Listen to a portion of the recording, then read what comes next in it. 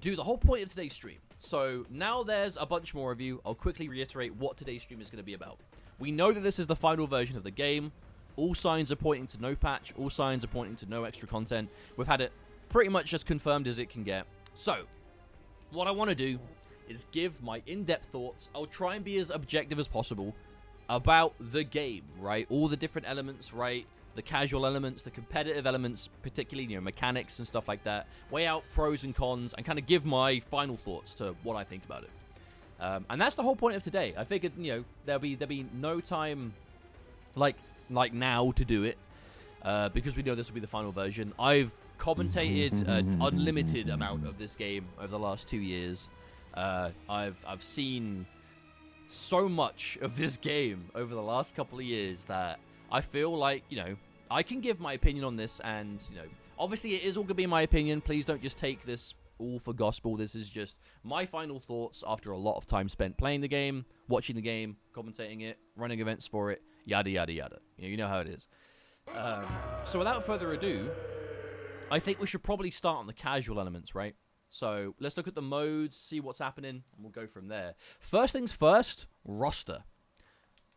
I genuinely really like this roster.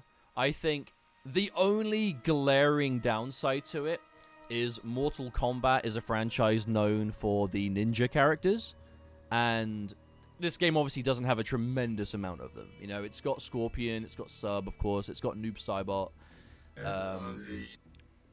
but it doesn't have any of the cyborgs unless you count Frost, which I guess she loosely does count as well now, thanks to the new lore for her. But it's missing, and obviously it's got Rain now, so I feel like they ended pretty much middle of the pack when it came to like the representation of these characters, but they are done really well. I mean like these characters, right? The characters that used to be like the palette swaps of each other. And I think that I really like the way these characters were done. I think DLC, for me, like, Kerry Takawa Shang Tsung, perfection. Like, perfection. Beefy Shao Kahn, like, really well done. I really like the way Shao Kahn was done. Obviously, he was, like, never a super-duper top-tier character, but I like the way he was designed in this game. Heavy damage, lots of health. Frost getting a kind of, like, rewrite to her kind of backstory. I've said this many times over the last 2 years, but for me, Frost in this game gives me a lot of optimism for the way that lesser-known, underrepresented 3D era characters can be done. Because, for me, before MK11, Frost was, an interesting character to a degree, but definitely one of the more forgettable in my opinion. Because ultimately, she was just an alternative version of Sub-Zero, not as powerful as him, resented that fact, always looking to stab him in the back, always looking to try and become Grandmaster, but could never do it because she wasn't, gifted as a cryomancer in the same way that he was, and, always ended bad for her because of it.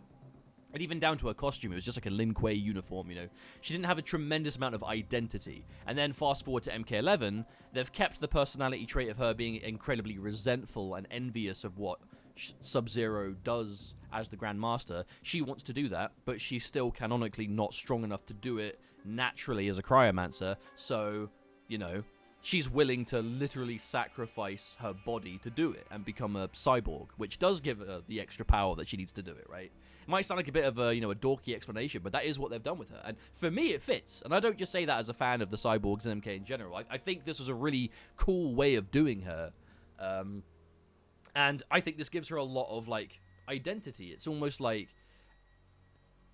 it's like she is the most human of the cyborgs, I would say. And I like that a lot. I think that she was done really well. Nightwolf, I think this is one of the most interesting, if not the most interesting, like, aesthetic that we've seen from him. I really like the way Nightwolf was done. Guest characters, I mean, I'm not a huge DC fan, but, Joker's pretty true to the character. Spawn, definitely worth the wait. Spawn is, like, the most requested guest character in NetherRealm history, and I think he could not have been done better. I genuinely love the way that Spawn was done in this game. I think, complete with the voice, complete with the effects. I think waiting for this game was definitely the right way of doing it for Spawn. Really, really sick. And then you've got the action stars, right? The Terminator, Rambo, and RoboCop. I'll be honest, I'm still not a huge fan of this approach. Because clearly when NetherRealm do guest characters, they like having some sort of, like, you know, theme to it to a degree. And, you know, this game definitely had a theme of, like, 80s action icons, right? Like, you know, Terminator, Rambo, RoboCop. As a child of the 90s that didn't grow up with these films, like, for me, this didn't really amount to anything more than just a, oh, well, I guess that's pretty cool. But everyone I know that's, like, 5-6 years older than me blew the fuck up when they saw this. I know casual friends of mine that don't play fighting games that bought MK11 just so they could do Sylvester Stallone versus Arnie in a fighting game. They saw RoboCop and were like, "Oh, I remember RoboCop. My dad used to show me that all the time." Stuff like that. Like, clearly this is what they wanted. Now, from a gameplay perspective, I feel genuinely like all the DLC characters have their own specific place. You know, no two DLC characters really play like each other, and I like that a lot. Including this, you know, the action characters. Rambo, I know, is definitely on the weaker side in the minds of many of us. Terminator is just a mix machine, right? He's like the #1 mix-up character in the game in terms of, like, overhead low.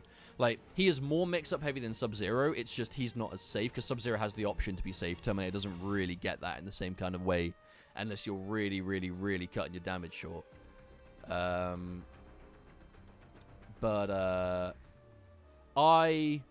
then you got RoboCop, extreme keep away, like super keep away. Like, we're talking driest of the dry character, like the #1 long range character in the game, in my opinion. I feel like he has, like, some of the best keep aways, like Cetron #1 and then RoboCop right underneath, 100%. And then Rambo to me felt the most like he didn't have a clear-cut game plan, you know? Like, you look at the 3 action guest characters, and, like, Terminator, everything builds to mix-ups, right? This character is built to mix clearly through and through. RoboCop, extreme keep away. Everything he does is built for keep away in some way. Even his command grab, which is like a mid command grab, usually good for, like, a close range option, sends full screen on hit. Like, you can see how there is a clear idea for what these characters are meant to do. Rambo doesn't really have that. I feel like he was kept really vague, and his moves, the same kind of thing, right? So I feel like Rambo lacked the identity of the others in terms of, like, game plan, but, you know, this is the best visual likeness of Rambo I've seen in a game, which is now something that has competition, apparently. I didn't realize we'd ever see that in the same year. You know, Sylvester Stallone voicing him, really cool. Like design-wise and aesthetically, these characters are pretty much knocked out the park as far as I'm concerned. But gameplay-wise, I did find Rambo quite disappointing. Melina, there's a lot to be said about Melina. I won't go into extreme detail on every character just because this isn't going to be like a 10-hour stream, but, like, I personally enjoyed Melina a lot in this game, but especially in, like, direct comparison to how she was in 9 and X, where she was a lot crazier. I feel like she's a lot more reserved in this game, but we don't see a lot of her competitively. There are Melina players out there that are doing work that are really making this character look solid, but she definitely doesn't have the same, like, mass representation that we're used to seeing. And I think it's because too much of what Melina players would consider, like, familiar, she didn't have as much of in this game. I think it kind of boiled down to her buttons. Like, she's got the role, sure. She's got really good side toss. Teleport is a lot weaker than it has been before due to there being no real mix-up. It's just, you block it, you punish it, that's it. There's nothing they can do. It's death. But buttons-wise, right, she had the mix-up element if you want to play her that way. But this game as a whole isn't really built for that. Unless you're someone extreme like Sub or Terminator. Kano with command grab, or just a grappler in general. It's not the traditional kind of overhead low game overall that Melina is kind of, like, known for from X particularly. And even in 9, right, she had some tricky, weird stuff that other characters didn't. And I think she was kind of missing the weird side in this game. But I still enjoyed her. I had more fun with Melina in 11 than any game I've played her in before. I'm not really a Melina player in general, but this game, I had a lot of fun with her, personally. Rain, oh my god. I loved how they did Rain in this game. I think Rain is one of the coolest looking characters. I think visually he is just perfect. And I think he is, even from a gameplay perspective, really well done. Really well done. Yeah, Weatherball... Weatherball was not as good as I was hoping it would be, but overall, I think Rain is really fucking cool. Super cool. You know, best grounded movement speed, unique Krushing Blow elements, some utility and customs that no other character really gets, and it's all tied to kind of like extreme mobility, and just really cool, man. Really cool. And speaking of which, Fujin, I think, considering we hadn't seen Fujin since Armageddon, which was like, what, 14 years ago, Fujin was nailed in this game. Like, 1000%. Like, there is a reason that the only two characters that I play now are Frost with bombs, Fujin with pressure bomb. Fujin with pressure bomb is one of the funnest things I've ever played in another ROM game. I love how Fujin was done. Like, extreme mobility in a way that no other character can do. Super cool. Visually, looks great. Style-wise, looks great. Everything about this character was sick. And his game plan... Yes, very overwhelming. Like, Fujin is one of the characters that has some, like, of the most favorable matchups due to things like Back 2, Skywalker in general doing what it does. Like, he is an incredible character in top 5 for sure, but even when you take out just how good he is, I just love the way he's put together. Really, really, really sick characters, Fujin. And DLC-wise, that about covers who we were talking about. But the base roster, yeah, I just like the choices they went with.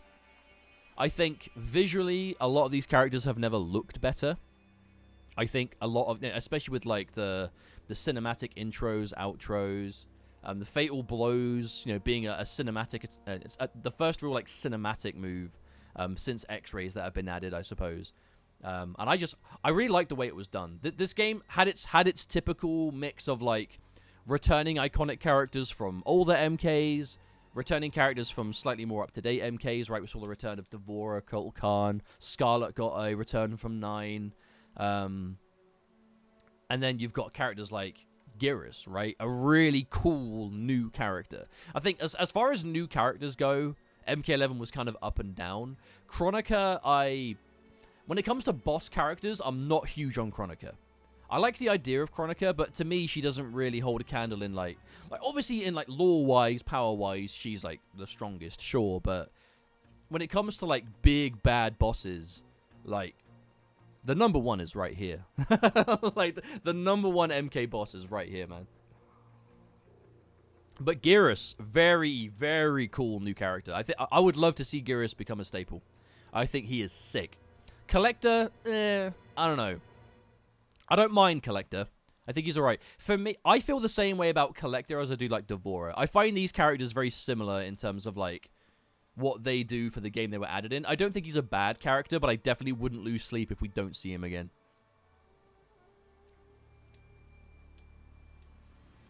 But then you have the MKX returns, right? You know, the Kotal, the Devora, the Aaron Black. I thought Aaron Black was really well done in this. Jackie. I feel like, given the fact that competitively we're so sick to death of seeing this character, it's very easy for us to forget that she's actually really well done in this game, you know? I do like her inclusion. Cassie as well. Cassie definitely a bit tamer in comparison to X. And don't worry, this isn't going to be a constant comparison. It's just, these are the only games these two characters have been in, right? But, yeah, not bad. Obviously, like, there is never going to be a perfect roster. We know to a certainty that no matter, like, the game could have every character in like Mortal Kombat history, like Smash style, but miss out like Dramin, and there will be a wave of like Dramin enthusiasts that are like, this game is unfinished until you add Dramin. Like, you know how it is. There is no such thing as a perfect roster. You know how I know that for sure? Smash Ultimate has every single Smash character that has ever been playable in a Smash Bros. Game, and 10 unique and completely out there DLC characters from all sorts of franchises, and there are still people unsatisfied. There is no perfect roster. It does not exist. Oh yeah, Baraka. I love the way Baraka was done in this game. 100% love the way Baraka was done here. I mean, I don't see a character in this game that I straight up just do not like the way they were done, you know? with the possible exception of maybe Sonya. Like, to me, Sonya is a character that is known for extreme offense. Like, I mean proper, crazy, in-your-face, non-stop offense. Across not only just MK9 and X, but in, like, the 3D games, you know? Like, Sonya, and in UMK3, she is a rushdown demon and always has been. But especially in modern senses, like 9 and X, Sonya is very, very non-stop aggressive. In this game, the only character that I am definitely quite disappointed with the design of them is Sonya. Because I find that she is... So, it's clear that early on, they did not want this game to be just extreme guessing games non-stop, right? So from an early sense, it makes sense to me that they held back a bit on Sonya, that she was one of the only characters that had a built-in overhead low mix-up, right? Most characters didn't even have a meterless launching option, let alone, you know, meterless launching string without specials or whatever. And again, at launch, it did lead to tremendous damage because, you know, air grab popped up when you amplified it, and she'd get a lot of damage everywhere. So it made sense from a design perspective that early on she might be a little bit more reserved and held back. But, as is always the way she ended up being played was more of like a neutral projectile character, right? Screen control via Ring Blast, because Ring Blast is one of the strongest projectiles in the game, and still is, in my opinion. But she was definitely heavily held back in terms of what we traditionally know as Sonya. And we never really saw that changed. And she's the only character in the game that I feel like that with, but it is definitely the way I feel about her in this game anyway.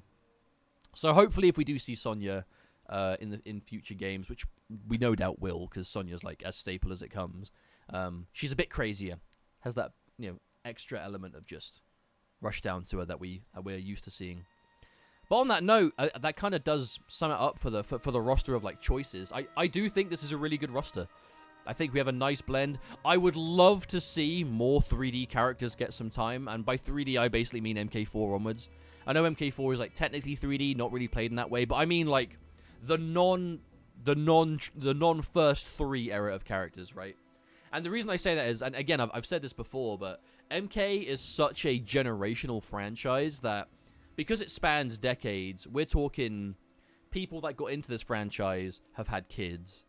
And maybe their kids have had kids. Because, you know, it basically spans from like early 90s to now. So over 20 years, you know, if someone who's already quite old has kids when they play MK1, that kid is now like 20. And, you know, I know people that had kids at 20 or, you know, between 18 and 20. You know, you've got young parents out there. And their kids are going to be growing up and they're going to start playing, you know, MK as well at some point. Because they'll, you know, parents introduce their kids to franchises they're into, and, you know, movies, games, you know, all forms of media, music, and, you know, Mortal Kombat is one of those things for sure. And now, because of the way that the years are moving through, even though for years Mortal Kombat was used to having fans discover the franchise through, you know, 1 through 3, time is moving on, and there are definitely people out there that discovered MK through the 3D games. Their first Mortal Kombat was Deadly Alliance. It was Deception. It was Armageddon. It was... Fuck it. Scare Tactics in chat. His first MK game was MK versus DC. And he's still playing MK. If that doesn't say it all, I don't know what does. But yeah, like, there are definitely people out there that discovered Mortal Kombat through the 3D games. And their nostalgia that we all have for the original 3... they have for the 3D games. So those characters are just as iconic to them as, like, the Striker, the Cabal, the, you know, the Melina, the Jade, the Shiva, the whatever, right? Those characters that don't always get a chance to go into every single game. Maybe without Melina, because she makes it into pretty much everything eventually. And I would like to see those characters get more of a chance in modern sense because of that, you know? Because that generation of fans, especially like if the general pattern goes through and we see a new MK in like 5 years from now, perhaps, or 3 years maybe. Let's say a new game comes out, it gets a 3-year cycle, then boom, MK12 coming out, woo. And we see a new MK in like 3-4 years time. I would like to see more 3D characters put into it. That's my only critique with this roster is more 3D characters, please. Because we had Frost. And we've got Fujin. And that's it. But they're cool. You know, they're really well done. And I like that a lot. And I'd like to see more. They're all 3D. Sprites are dead. You know what I mean, though? 3D era characters. That's what I mean. The 3D era. So, let's... And don't worry, I'm not going to take like an hour to talk about everything. So, let's talk about modes and general unlocks. So, story mode. I will be honest. I do like the NetherRealm story modes, but I long for something fresh. I really want to see something shaken up.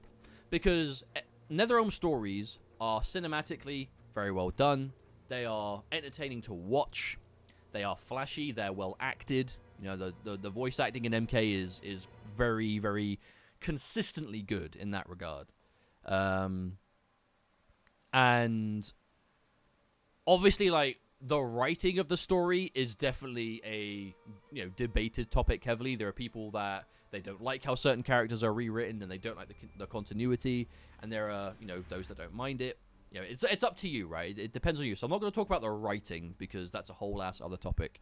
I enjoyed the story, but I would like to see something different. I want to see something shake it up because the whole kind of like watch a cutscene. Oop, attract mode kicking in. Watch a cutscene, play some matches. Watch a cutscene, play some matches. Watch a cutscene, play some matches. Rinse and repeat until the end. I am a bit bored of that formula. Like, my favorite story modes in Mortal Kombat were actually like the conquest modes from Deception and Armageddon, where the game, it was almost like a mini game within the game, right? Where you had this like Shaolin monk style 3D adventure to tell the story of the game and show you the world. So you were roaming these worlds and exploring the realms, you know, finding little secrets and Easter eggs and stuff like that. And if you wanted the traditional, you know, side, you know, the 1v1 combat, you would get that from the rest of the game because everything else was that. I would love to see them do something like that. Not that I imagine they would, because that's a whole ass project, right? That basically making a game within the game again. A lot more difficult nowadays, and time consuming. But ideally, I would like to just see some kind of change to the format, because I am just a little bit tired of the formula, you know. I don't dislike the story, I do enjoy them, but I would like to see a different way of experiencing them, right? Motor Combat was great. That was brilliant. Now, Towers of Time. So, this is actually going to go into the same thing. So, the way that cosmetics were unlocked in this game, I will consider myself... I'm a fan of the customization because I love the ability to dramatically change how these characters look. I really like that. I really do like how... I mean, just, like, I've near enough customized, like, every character in this game in some way. Like, I love the customization because I love being able to make each character look exactly the way I do. And even things like the cinematics, you know, call it a bit dorky, but, like, if I've got a loadout... Like, for example, I've got, like, a Scorpion loadout, and all my moves are, like, chains and stuff like that. So the intro outros are all like the ones where he uses chains and stuff. Like, to me, that shit's really cool. I find that really interesting. But I'm still not a humongous fan of the customization for one reason, that the unlocks are so hard to get. I find it really strange how this game has so many currencies, yet you can't just go into, like, customize, see a skin. Like, I can't just pick, like, okay, we'll pick Kano, go skin, find one I haven't got. Okay, here we go. Let's say I wanted this one. I can't just go, right, I've got millions of coins, I've got thousands of these, thousands of that, I want to buy it. Or an eyepiece or whatever it was with this gear. If you could use all of this mass amount of currency to just buy what you want, I'd have been much more of a fan of it. The random unlocks that a lot of the gear had, I know not all of it was, because some of it was in the crypt, and, you know, it had its preset chests you could get, or, you know, doing the character towers would give them to you. And I do like how they continued to add cosmetics, right? They would add new towers. With them would come new brutalities, new cosmetics for the cards, new cosmetics for the characters, Combat League stuff, but we'll get into that because that's a whole ass other topic. I like the way they continue to add cosmetics, but the one flaw in the system for me was the inability to just look at something and just buy it with your in-game currency. Because if you were someone like me that played this game for thousands of hours in its opening year, like, I ended up with a lot. I've got so much currency that I can't spend because I don't need to spend it. And all the stuff, I don't want this. Like, if I wanted something with Rambo, yeah, I can spend gems on it if I want, but I don't want that, so I'm not gonna. If it was just a store that I could just spend this crazy amount of currency onto that specifically, I'd be fine with it. I like the customization overall. I like the amount of options. I like the amount of stuff. The one fatal flaw I had with the system was that you couldn't just buy what you wanted. But on that note, that does bring us to the crypt. I fucking love the crypt in this game. I loved the crypt so much. It is a shame that it comes to an end, you know. And that just kind of brings me back to what I was talking about before, where in the 3D MKs, where you're playing like Deception Conquest mode, Armageddon Conquest mode, and you're running around, you're exploring these realms, you're looking around and, you know, absorbing in the environment and talking to characters and stuff like that. The crypt kind of gave me memories of that, you know. And again, as someone that played as much as I did, I was never shy on currency in-game. I always had coins to just go into the crypt and go, right, let's fucking open everything.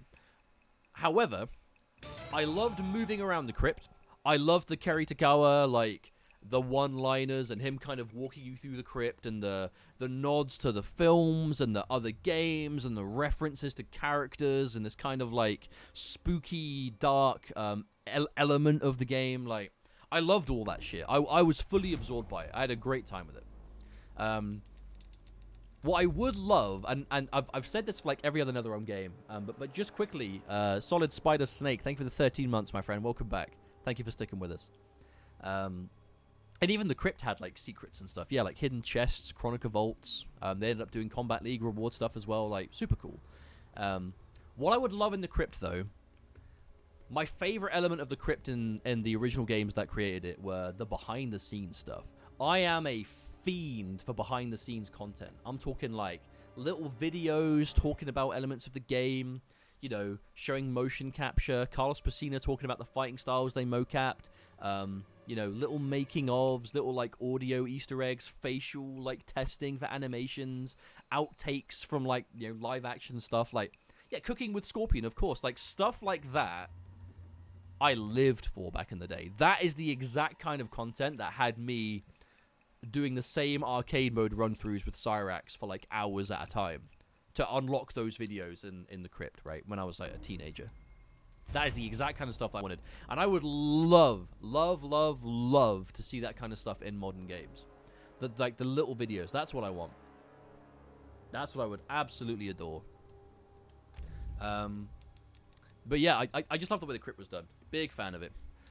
Towers of Time specifically, though, I liked the living towers. And you have to remember as well, Stream, that if you're a competitive player and you're like, you know, you have a mind for the high-level gameplay, you like watching high-level, you aim to play high-level, you want to compete, you want to watch tournaments, we are still the 0.01% of the people that buy this game.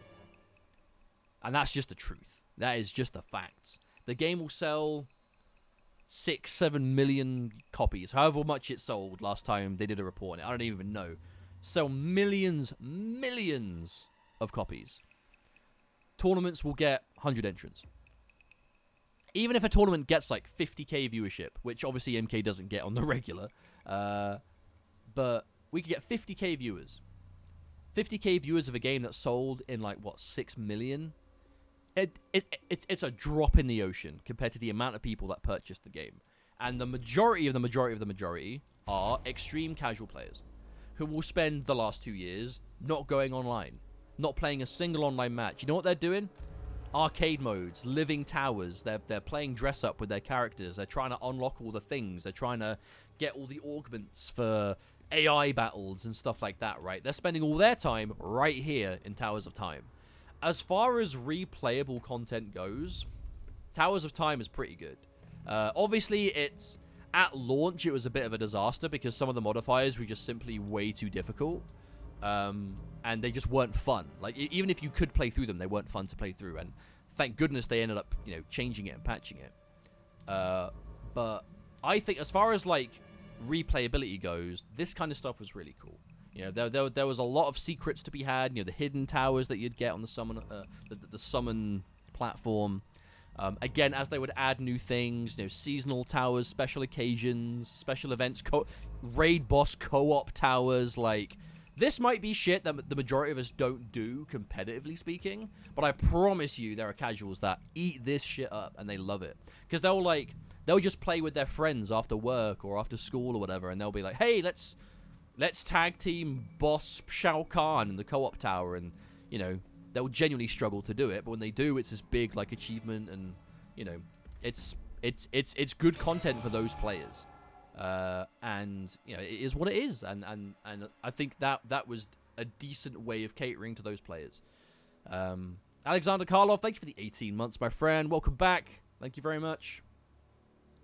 Yeah, obviously, like, Towers of Time wasn't perfect, but hey, it could definitely be a damn sight worse. What else is there to discuss in terms of game modes? AI Battle was basically like a video game version of the mobile game, so I'm not surprised to see that. It was a funny thing at first, but it did get quite grindy if you want to just get skins and stuff, so interesting idea, but thank God it's completely avoidable. Customization, we've talked about that a lot. I really enjoyed that. Before we go online then, let's talk about a big talking point. This is going to be a very opinionated topic, so, please take what I say with a grain of salt. Custom variations. So, we know that NetherRealm Studios have never been a team, even back in the Midway days, they have never been a dev team to shy away from changing things up in a big way. Taking things they've already done and not only expanding on them in future games, but in some cases, pretty much transforming them completely. I feel that, and other examples of that, right? Breakers in, the 3D MKs, Deception, Armageddon, just gave you 3 at a time. And then in MK vs. DC, they're tied to meter for the first ever time. But that meter also has the rage mechanic, which was new for the time.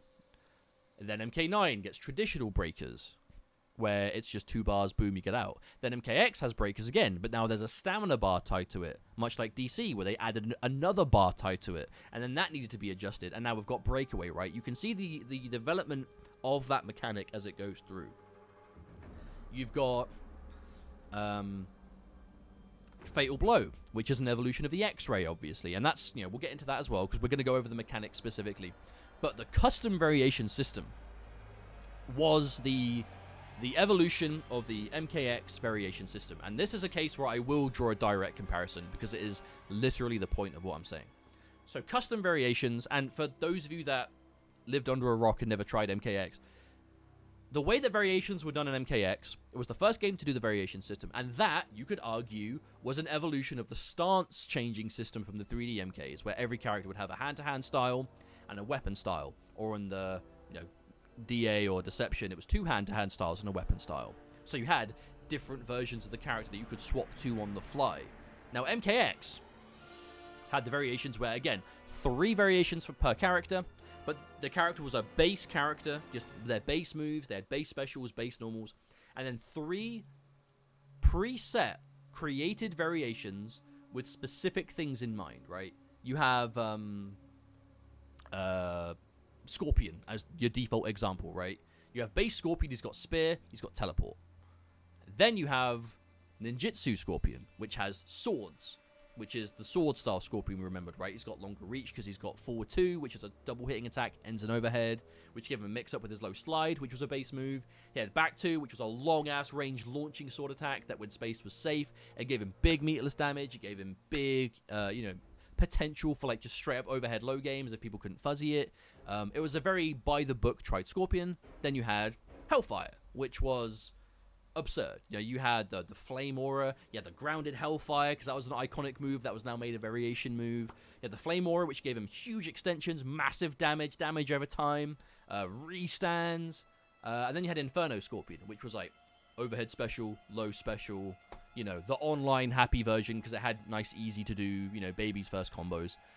But the whole point was 3 distinct different versions of the character to play, right? And that was what the variation system was designed to do from day one, was you like this character, but maybe you want to play a different version of them. So here are 3 extremely different versions of that character to play, so you had more replayability. And the intent was to, like, if you were a character specialist, you would learn all the variations, you would specialize in them. That was the idea. Didn't really pan out that way, but that was like the idea behind them, right?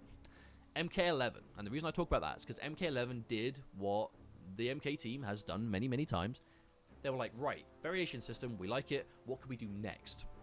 Custom variations are what we ended up with. So, instead of 3 preset variations with moves designed for those variations, now we have this, where, you know, if you have an empty variation, you have 3 slots for abilities, and a ton of pre-made moves that you can pick and choose and mix and match with. I will say, quite, you know, there are restrictions in terms of, like, inputs, but there aren't many banned moves. There are some, but, you know, there aren't a tremendous amount, and there aren't many banned combinations either. Like, for the most part, you can pretty much put together what you want.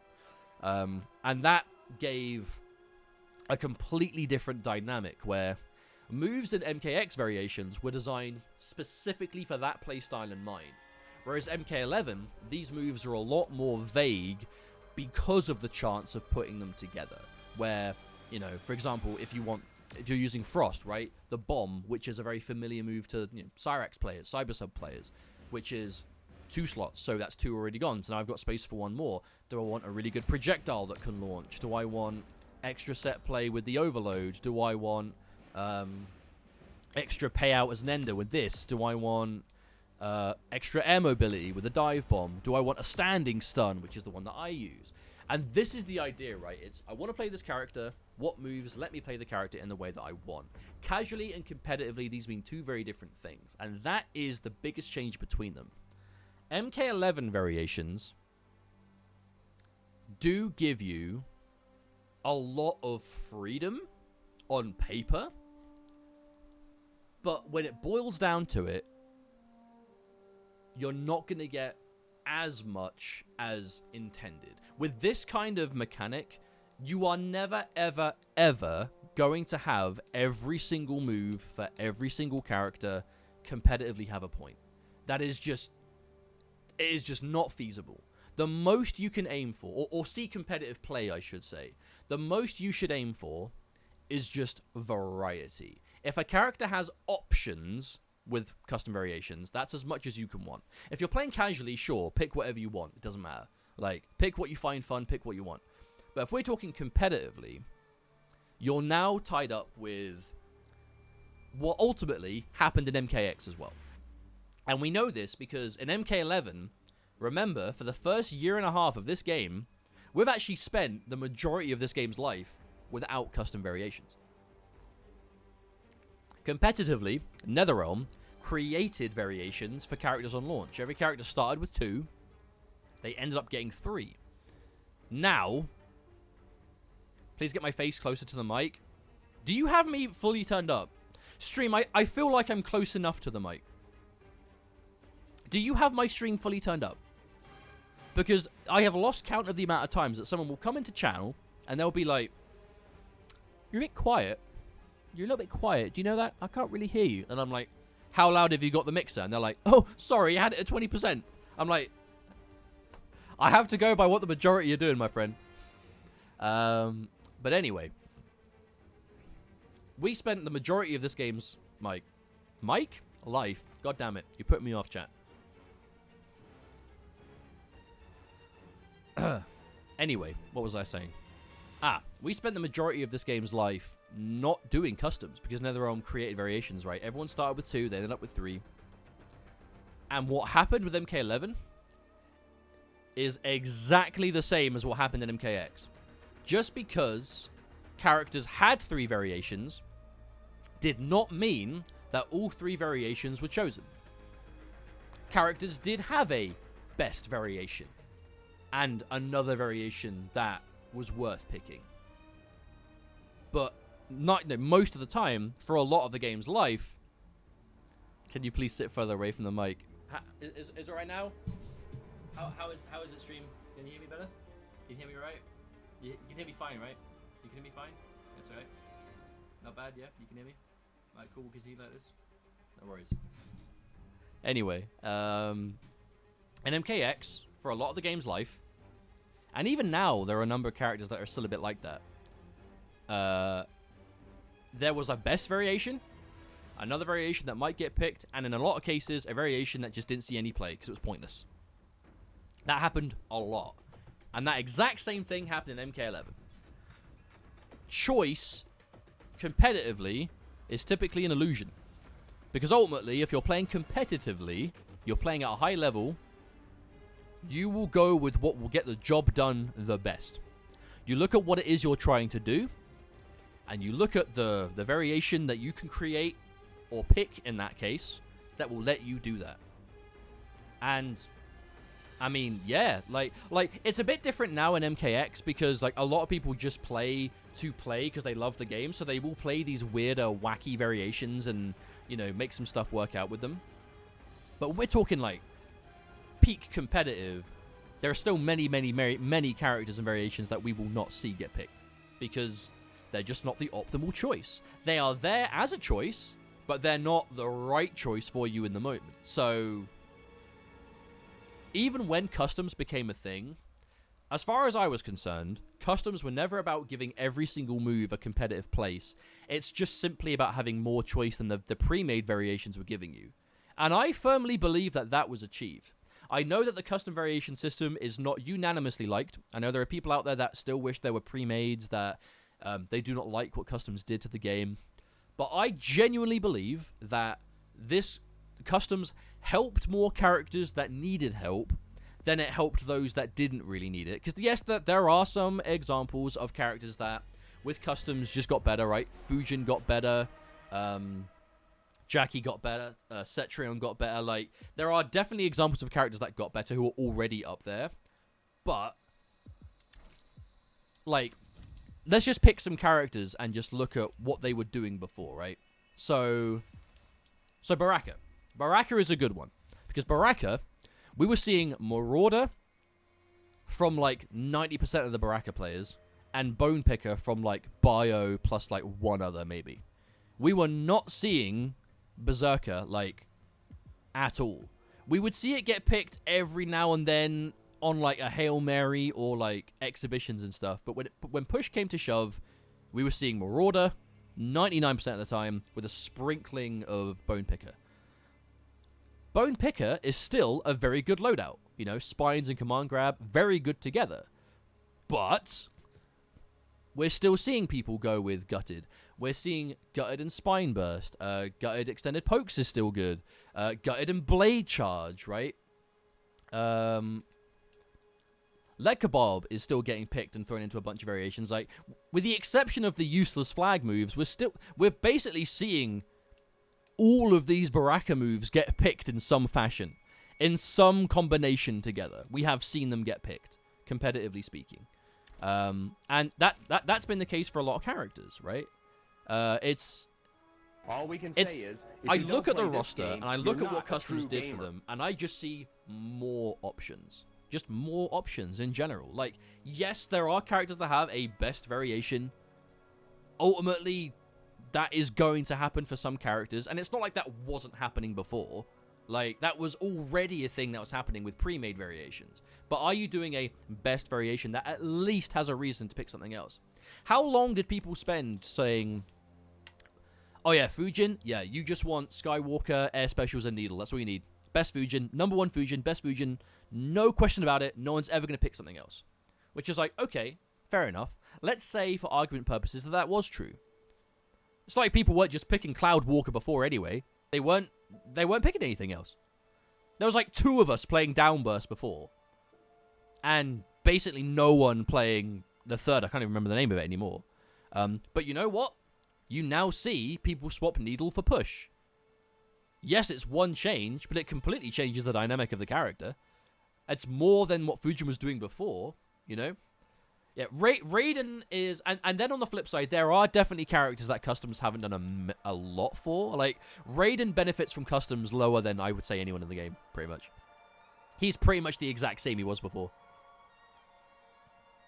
But people weren't asking for Customs changes. They wanted Raiden buffs, and they got them. Raiden got some considerable buffs, actually. But yeah, you just look at these characters, and like, I can tell you... We've seen a lot of kinds of Shang. A lot of kinds of Frost. A lot of kinds of Jax. We've seen a lot of different Cassies. A lot of Barakas. A lot of Noob Cybots. A good handful of Sub-Zeros. Kano we see a lot of. Kitana we can see a lot of. Kung Lao we see a lot of.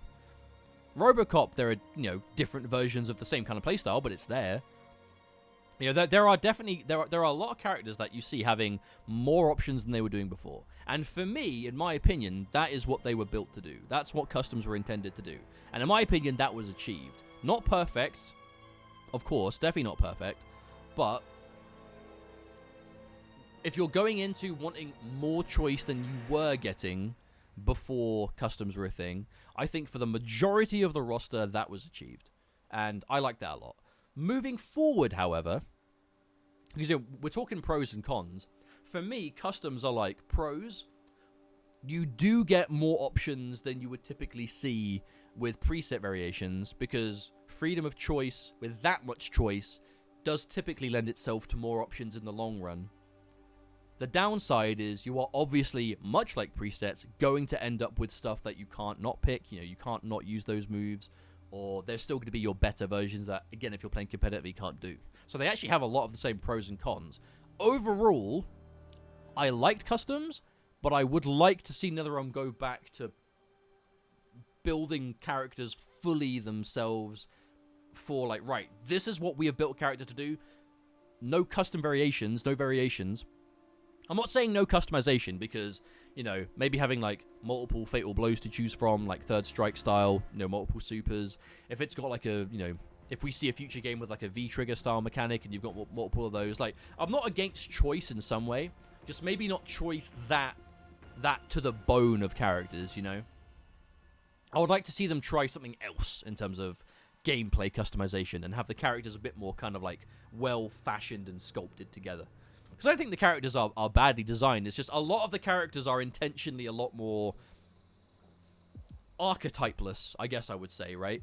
Most characters in the game are extremely plain, right? You can see that they are a base in which custom moves are to be added to.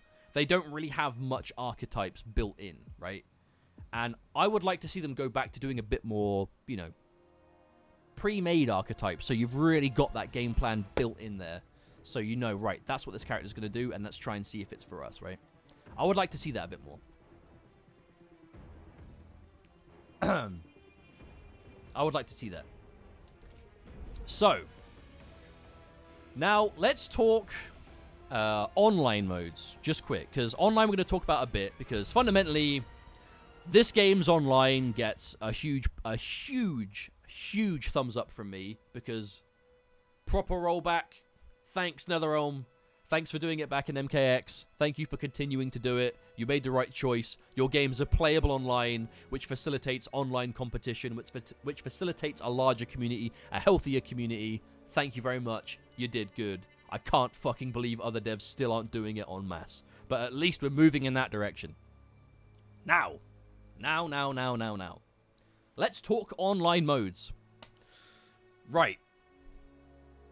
King of the Hills, cool. They haven't changed basically in years, but now you can spectate. You know, you can go AFK, which makes spectating super easy. Thank you very much for that. Again, super good. I don't think they added that in this game. This game saw the introduction of, what was it? They did something. I can't remember. Regardless, though, important to be able to, like, AFK, whatever. My camera's a bit odd, out of focus. Yeah, I can't change that at the moment. Sorry, dude. My camera's back up there behind my setup. If I'm a bit out of focus, I'm a bit out of focus. Hopefully it redoes it. Yeah, online practice mode, really cool. That is a big help, especially, like, as someone that has taught this game to a lot of people, like, one-to-one, like, friends that have asked for help, or, you know, viewers that are like, hey, can you teach me this thing just quick? You know, I'll jump in and do that every now and then if I can. Online practice mode, super good. Yeah, this game not being region locked was a huge bonus. Remember, MKX on PlayStation is still to this day region locked. MK9 and MKX both region locked, which is crazy. Yes, got in-game voice chat, which I wouldn't consider a bonus, but I can see why you would, Foxy. Now, and good netcode, of course. Now, crossplay, which is, you know, it's going to be in beta for forever, assuming. This is the first MK to feature crossplay of any sort. That is cool. That is really cool, and I like that a lot. Crossplay is important. Crossplay is the future of video games, and that is, I firmly believe that. Crossplay is the future for all modern video games. If your game is PvP and it has crossplay done right, your game will thrive and live much longer than it would without, and I can guarantee you that. Now, obviously, it's not fully implemented. You can't do private lobbies. You can't do crossplay King of the Hills. But as far as they first ever go, that they just, you know, they just dropped it on us without warning. It was just, oh yeah, by the way, crossplay's in the game now. We're like, oh, okay. But obviously, it's not full crossplay. It's Xbox to PlayStation. Doesn't feature Switch. Doesn't feature PC. So it's definitely not finished. But its existence is done quite well in this game. And should they do a full version of crossplay in future titles, that makes me very optimistic. Because I don't know about you guys, I am sick to death of hearing the kind of like approach of, oh man, you play on Xbox? No one good plays on Xbox. Oh, you play on PC? PC's dead. There's like no players. No one plays on PC. Like, I'm so looking forward to when that kind of opinion is just fucking gone. You know what I'm saying? Like, just get rid of it. Get rid of it completely. That's what I want to see. Is just full crossplay done right. So, like, for me, the dream is competitively allowing crossplay done well to the point that it is something that works in tournaments. And it doesn't split the player base. Because splitting the player base is like a big risk, you know? I mean, just think of all the niche PvP games out there that if they had crossplay would have lived on much longer. Or the games that now have crossplay that are thriving because of it, right? And there are games out there that just they have crossplay in it, and it's not a big thing. It's like, yep, we got crossplay. Game, you're not a true gamer. I really hope we get that. I really hope we eventually get to that point. I hope that happens, and I would love to see that. Now, the main thing I want to talk about, Combat League. Now, this is the first NetherRealm game that we've ever seen to have a ranked match mode that is anything more than just a leaderboard with a true skill rating. That's it. That's all we had for years and years and years and years and years. And this is, again, something that NetherRealm have gotten progressively better at with each game. In MK9, you had leaderboard with true skill rating, terrible pre-patch netcode. Best of one. Injustice 1, exactly the same thing. MKX, pretty much the same thing, but at least the game ended up with better netcode. Injustice 2 had the same kind of, you know, the true skill rating, but they forced 3 out of 5 ranked. So it was no longer individual match, it was the set. The set counted. It didn't count individual losses, it was the set. You won the set, you lost the set. And that was sick. And then, MK11, even though the true skill rating is still there behind the scenes, it has the ranking system, right? Combat League introduced the ranks that you would earn, that you would achieve, you know, by grinding ranked, by grinding online. You win points for winning, you lose points for losing. And even though that true skill rating is still there for the matchmaking, it would still prioritize your rating if possible. Within like 3 ranks up or down you, right? And it would result in seasonal content that you could earn, whether it was brutalities. I mean, just look at this right here. You got brutalities, cosmetics, and time crystals that you can use to spend in the shop, right? So, my only issue with Combat League was point decay was, I think, too quick and too severe. And a season of 30 days was just never for me. I would much prefer it to be like a Street Fighter 5 style where there's shitloads of ranks and it just stays up. And it might reset, like once every couple of years perhaps. But I would like it to be a constantly moving, like, hella ranks to totally achieve through, to go for. But on paper, I think Combat League is the best form of rank that they've done so far. It's not for everyone, and it does have its issues in terms of, like, structure, but we finally have a rank mode with ranks you can achieve and rewards for achieving them. And I think that's important, just for giving online some extra replayability. Because I can sit here and do viewer games for hours and have a great time, and just play sets against friends for hours upon hours, and have, you know, plenty of fun doing that. But there are people out there that they're ranked demons, and they want their replayability is ranked, and that's what they want. Now, the biggest issues with it are what Stream is talking about right now. I would like to see some kind of filtration added to either higher pings or Wi-Fi completely. Now, this is a topic that sees no end. We all want a Wi-Fi filter, but, and again, this is the objective part of the stream, I personally want a Wi-Fi filter. I would love a Wi-Fi filter. But objectively speaking, Wi-Fi players are the vast majority of the people that play this game online. So, adding a Wi-Fi filter is, to the masses who don't know that Wi-Fi is even a problem, who don't know what hyping even means, my Wi-Fi is fine. My router's right next to my room. Unless it's in the living room, down 2 flights of stairs and 3 rooms away. But most of the time it's fine. I only lag on like every other match, who make up the majority. So, implementing a Wi-Fi filter, even though it is something that should happen for the sake of the competitive integrity of ranked match, is alienating the majority of players.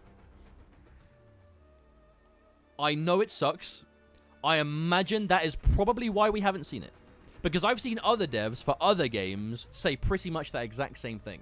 Harada gave an interview like last year where he revealed, before they added a Wi-Fi indicator to Tekken, that like 60% of the player base was on Wi-Fi at the time. Was it 60 or 70%? It was some high number. I would wager that for us in NetherRealm, it's way higher.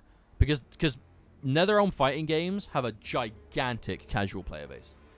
Now, Wi-Fi filter or not, one thing that would definitely help is lowering the accept ping, quality of online. 150 ping is too high. It is too high of a restriction, in my opinion. I think literally lower that shit to like 100. For real. Because we all know that the preview ping is never what it actually is. But 150 is just simply too high. I would rather... Because think about it. If you lower the requirement, people would get to cherry pick their games more. And they would get to, like, only play people from, like, their immediate location. You know what? I don't see that being such a bad thing. I would rather people be able to cherry pick with, like, 100 ping preview and end up, like, ranking up maybe a bit easier based on what region they're in. Maybe they don't have many people around them. But then the downside is they would have, if they wanted to cherry pick, they would have gargantuan wait times. You know what? Let the tiny % of people do that if they want to do it. Like, fuck them. Who cares about them anyway? If it makes the experience better for everyone. You know? Even if the only downside to that is people get to cherry pick, fuck it. Let the losers cherry pick if it means that the rest of us just get good games. And we're just waiting for good games, and we get the choice. Or better games, at the very least. I think lowering the threshold to accepting online matches would do wonders for the general playability of the system, Yeah, exactly. Like there is no ranking system in the world that is free from people boosting it. There is no unboostable ranking. Because even if you have the most balanced rank system of all time, you know what people that want high ranks without playing rank will do? They'll go to like dodgy websites and pay someone to... They'll basically give someone their email and password and just say, play on my account and do it. I know people in Street Fighter V Year 1 that did exactly that. that they were competitive players that signed up with a website where they would basically rank people up to, like, Diamond for them for, like, 100 quid. I'm never going to name names, but people did that. There is no form of ranking that is unboostable. I mean, even in Strive, like, Strive is the most egregious example of that in recent memory, because if you get VIP in Strive and you get to the top level, you can't get knocked down. I've seen people be like, hey, I'm VIP in Celestial Floor. PayPal me 20 quid and I'll just let you beat me to get up. And I guarantee you people accepted that offer. So if people are going to, like, use lower ping threshold to cherry pick, fuck them.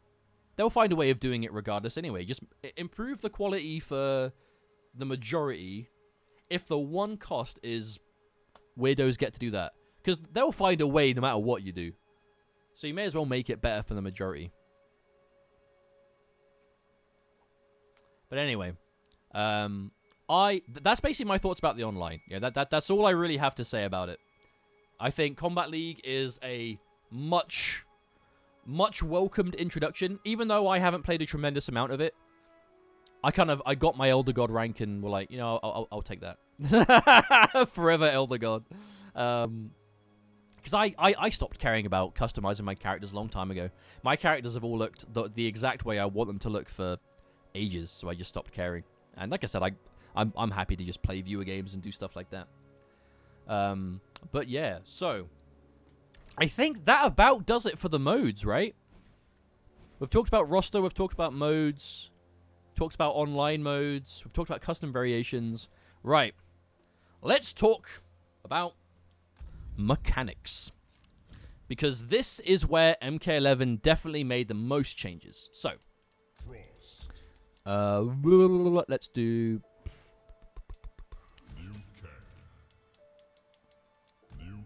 Yeah, let's do that. So, we have talked about all of, like, the cosmetic stuff, the playable stuff. But now let's talk about the meat and potatoes of MK11.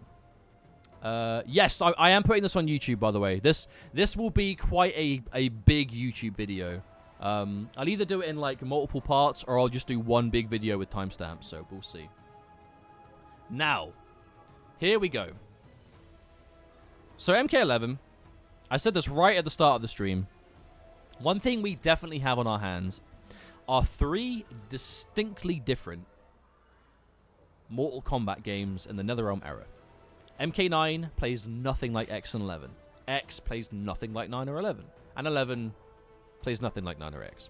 Now, we have an element of that with near enough every kind of, like, built-in element of the game.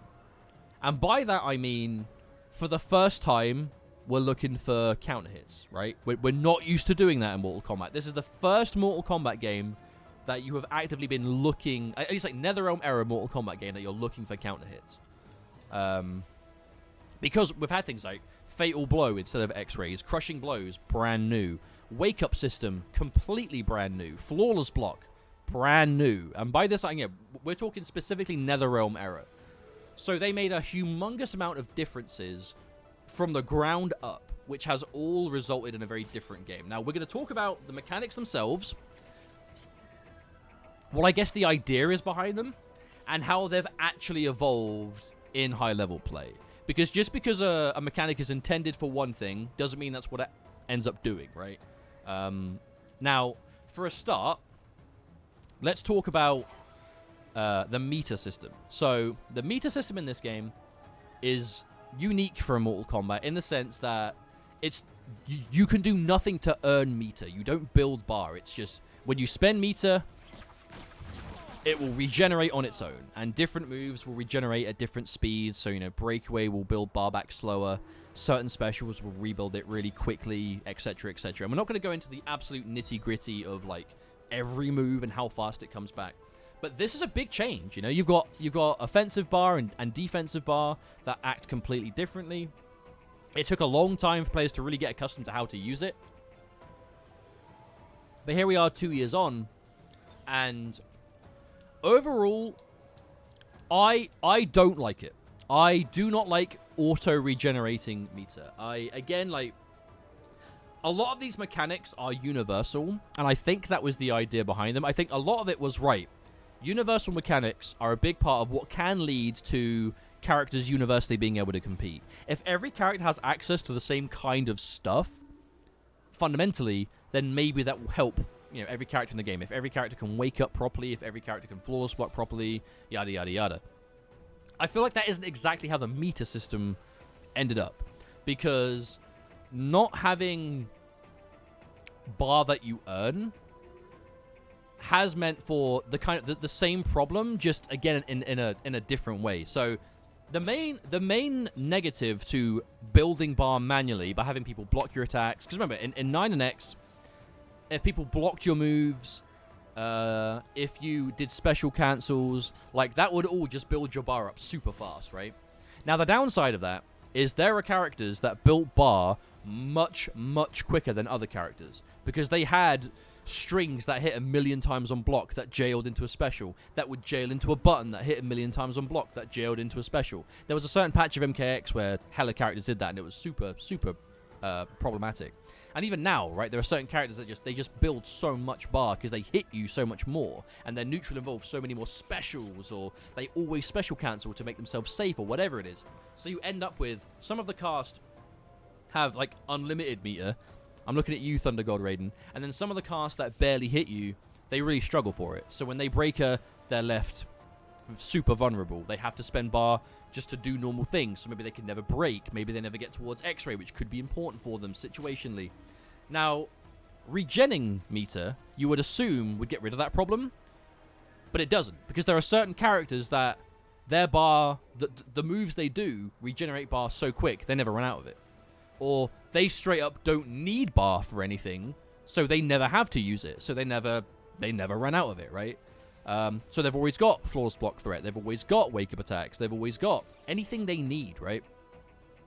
And then you've got breakaway on top of it, where all of these things tied to bar, where bar, yeah, for a lot of moves would come back at the same time, and then for some of them they wouldn't. They'd come back way too quickly, or maybe you'd spend a bar to launch, and then the combo would take so long that by the time it's finished, half of it's already back, right? Like, I can see the idea behind it, but I feel like all it did was really cause the same meter problems again, right? That's the way I've always seen it anyway. I don't hate this meter system. I just prefer manual bar. Like the two separate bars for two separate things, right? You know, defensive bar being tied to, like, you know, roll and breakaway, interactable, stuff like that, and offensive being like amplifying moves, stuff like that. Like, I get it. I just prefer it the way it normally is done, right? And so for me, that's something I hope we see change in a future game. I don't think it's terrible, but I definitely prefer it the normal way. But then breakaway. So I want to talk about breakaway early, because breakaway is definitely a topic of discussion where I think a lot of us just prefer normal breakers. And the breakaway is another instance where I'm trying to find the right way of wording it. So I get it, but I don't like it. Breakaway is, for me, it has one fatal flaw that I fundamentally disagree with in fighting games across the board. If I hit you and I launch you, and I've got a situation that, you know, I've won neutral, or I've whiff punished, or I've done something, I've earned a hit on you in some way, you should never be able to hit me for hitting you. There are still too many instances where you are punishable on hit for breakaway. I have never liked that since day one, and I don't like it now. It is the main element of breakaway that I don't like. If you get a hit, I'm not against there being breaker mechanics. I don't mind combo breaker if it costs a lot of resources. I don't mind things like burst in anime games. I don't mind that. The one thing that I absolutely do not like is you got hit. You fucked up. You made a mistake. You got hit. You're now eating a combo or whatever. You should never be in a position that you can hit them for doing it. You should not punish them for hitting you. At a complete design level, disagree with that. I do not like it at all. The breakaway input has always been a problem. I think it's definitely safe for us to say that. I really wish they changed it long ago. Pressing down plus block just opens up, you know, in a game where dash blocking is a thing and crouch blocking is a thing as well, because, you know, you want to go under highs, or, you know, you don't want to just walk into things. You press down plus block a lot in the neutral. So having down plus block be breakaway is just not great. Because like case in point, right? If we have Liu Kang, wait, what's fly kick? There we go. I just did the wrong bloody move. Hang on, how do I do this? Oh, no, that's not it. I don't think I have a touchpad on yeah, I don't have a touchpad on this converter. So let's just wait, what am I doing? Why am I pressing back forward 2? That's not the move. Let's say this, right? Can I do this without a touchpad? That'd be great if I could do it without a touchpad. Okay, we can, good. So, how do I reset? Okay, it doesn't matter. So let's say I'm like, hang on. Let's say I'm just dash blocking, right? Like that. If I'm just trying to dash block because of like fireballs, and Liu Kang does just like a random ass fly kick, you might happen to just be pressing down block at the time. Which you can mitigate it by doing like, you know,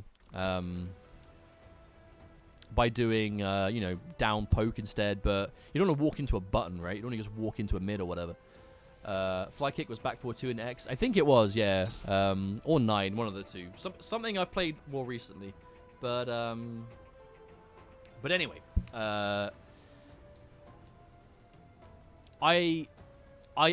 one thing about the input that I've never understood is think way back to MK11. The first ever playable build of the game. The first ever playable build of MK11, moves were amplified not with a button, like a universal button. It was actually like MK versus DC Pro moves, where every move that could be amplified had a unique input that you would press at the amplify timing to amplify the move. So, to do Sub-Zero's Deep Freeze, Amp Ice Ball, you would press 1 after doing down forward 1. So you do down forward 1, and at the time you would normally amplify, you just press 1 again. To launch with Baraka's Gutted, instead of doing like, you know, Gutted into just press amplify and he throws them up, you do Gutted, and then it was like back 1 or back 4, and that would make him throw them up. So every move that could be amplified had a unique input to amplify it instead. And that was a way of like, you know, I guess like adding knowledge to a character, like more to learn, more to do, more to know, just to give you that kind of extra level of interactivity, I suppose. But quite early in development, they changed it. Because the general reception was, I know what you mean, but why? You know, I know what you're saying you're doing this about, but why would you do that? You know, why is this a change that needs to happen? And they changed it quite early on and explained it as such by saying, we looked at the feedback, and you know, it might not be these exact words, so please don't take this as gospel. So, you know, but they basically said, this is a change that we wanted to make, but upon reflection, it isn't a change that really needs to happen, right? It doesn't add anything to the game to do the unique inputs. So now amplifying is just done with stance change. And the game was, you know, it even in hindsight, like, as someone at the time that was like, well, I'm not against the amplify inputs, so I don't see why not. But my thought process was like, I don't mind either way, so it's no loss to me if they do it that way, and it's better for those that don't like it. And I think that's how it ended up being. How's it going, Mystic? Welcome, my friend. How you doing? Do we have access to the early build? Yes, that was the first one we ever played. At the MK11 reveal event, Ryan and I got to sit down for like 4 hours and just play it, to learn it. Because we were commentating it, right? We were commentating that event, and, you know, we were like, look, if we're going to commentate it, we need to know how the game works. Because everything about the game was new and different. So we needed a little bit of time. Now, and we were very fortunate to get that as well, I might add. Very lucky. But, Now, the reason I bring that up about the way they changed amplifiers from unique inputs to just a one-size-fits-all button to press. Sabak, thank you very much for the 5-month Twitch Prime. Welcome back. Thank you very much for sticking that with us here. Now, the reason I say that is because I feel like the breakaway input is the same topic.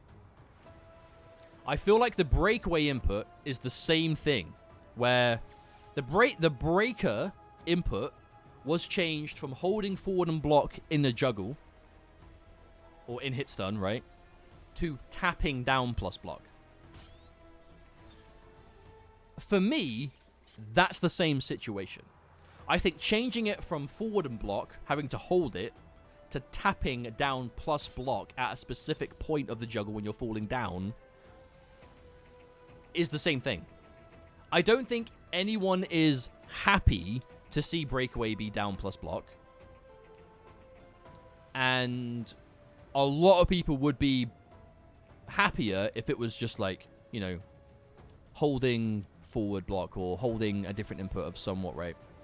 I feel like that's always, like, for me, I've always seen that be the same discussion, but unfortunately it just hasn't changed. One thing that I very much agreed with, that as long as breakaway has been a thing in the game, like, you know, like, breakaway's not going anywhere. Breakaway is in the game. It is what it is.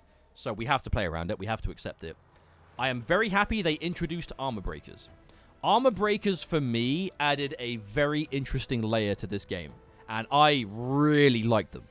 I really enjoy armor breakers just because, remember, I do not like the defender being able to break away and punish the attacker in any way. If you get hit, you fucked up, and you should need to spend heavy resources with, like, a breaker to get out. What you should never do is, even if you spend resources to do it, punish the attacker. I don't like that at all. Now, armor breaks, I really like. 80% of them are useless. I disagree, and I'll show you why. We had this exact conversation in the Discord the other day. Someone said that only 20% of armor breaks in the game are usable. Now, let's go through them. Let's do the maths on this. We're talking armor breakers. This is another instance where not every single character in the game has an armor break they can use, but most of the characters do have armor breaks that work. There is a mind game to them. They can guarantee them off launchers. There are many situations that they can get themselves guaranteed unbreakable damage because of it. Most of the characters can, and I'll show you why. Chat, can you keep tabs on the ones I talk about just now? Oats, thank you for the 29-month resub, my friend. Thank you for the tier 1. Welcome back to the Takunin. Thank you for sticking with us. Now, someone please keep tabs on the amount of characters that I say. Shang Tsung's armor break. I'm a believer in it, but Shang Tsung players don't use it, so we'll say, for argument's sake, Shang Tsung doesn't have a good armor break. So, Shang Tsung, no. Shao Kahn, definitely yes. 1000% yes. Frost, yes. Nightwolf, command grab. Only guaranteed off of spirit tracks. I'd say so-so. He does guarantee it off spirit tracks, and he does guarantee it off of certain launching KBs. Not as universally good because he doesn't move forward, but kind of usable. So we'll say maybe on Nightwolf. Joker, definitely a good armor break. Johnny Cage, definitely a good armor break. Sonya, not great. Hers is not great at all. Cassie's very good. Not only an armor break with a KB, but you can also cancel it into Fatal Blow. So, yes, for her, for sure. Jax, Clap is a good armor break, but the problem with his armor break is you lose gotcha for it, which most Jax players don't like. So again, Jax is a maybe. His armor break is usable, but it swaps a move that Jax players don't want to lose. So we'll say maybe for Jax, potentially. Spawn, same thing. His armor break, very usable, very easy to hit, but loses the charge for it. So same problem. So maybe. Scorpion, no, his sucks. Noob Cybot, his sucks. Baraka, very good. Very good indeed. Raiden's, it hits most of the time, but again, the same problem that it swaps with a move that you probably... Like, Raiden's armor break problem is Storm Cell isn't breakable anymore, so confirming a grounded hit into Storm Cell, into, like, jump 1, down 2, does more damage than actually having the armor break. So his, not so great. Jackie, not so great. Sub-Zero, not so great. So it sounds like we're saying a lot of them are bad, right? But Kano, incredible. Cabal, incredible. Liu Kang's is good. Katana's is good. Kung Lao's is good. Jade's is good. Robocop's, if you equip it, is good. Scarlet, we see all the time. Aaron is good. Devourer is good. Kotal is good. Shiva is good. Rambo, usable. Terminator, usable. Geras, usable. Collector, very good. Sindel is good. Melina does work. Cetrion, really annoyingly good. Fujin is good. Rain is good. That's not 80% of them are unusable. Robo is never going to happen. Sunio uses it a lot. Sunio gets it a lot. So you can do instant jump dash off of pretty much any launching situation and guarantee it. Sunio does that a lot. So yeah, so that is the next layer of talking about armor breaks, though, is the way they were distributed. So some characters have to equip it, some characters it's base. When they first introduced them,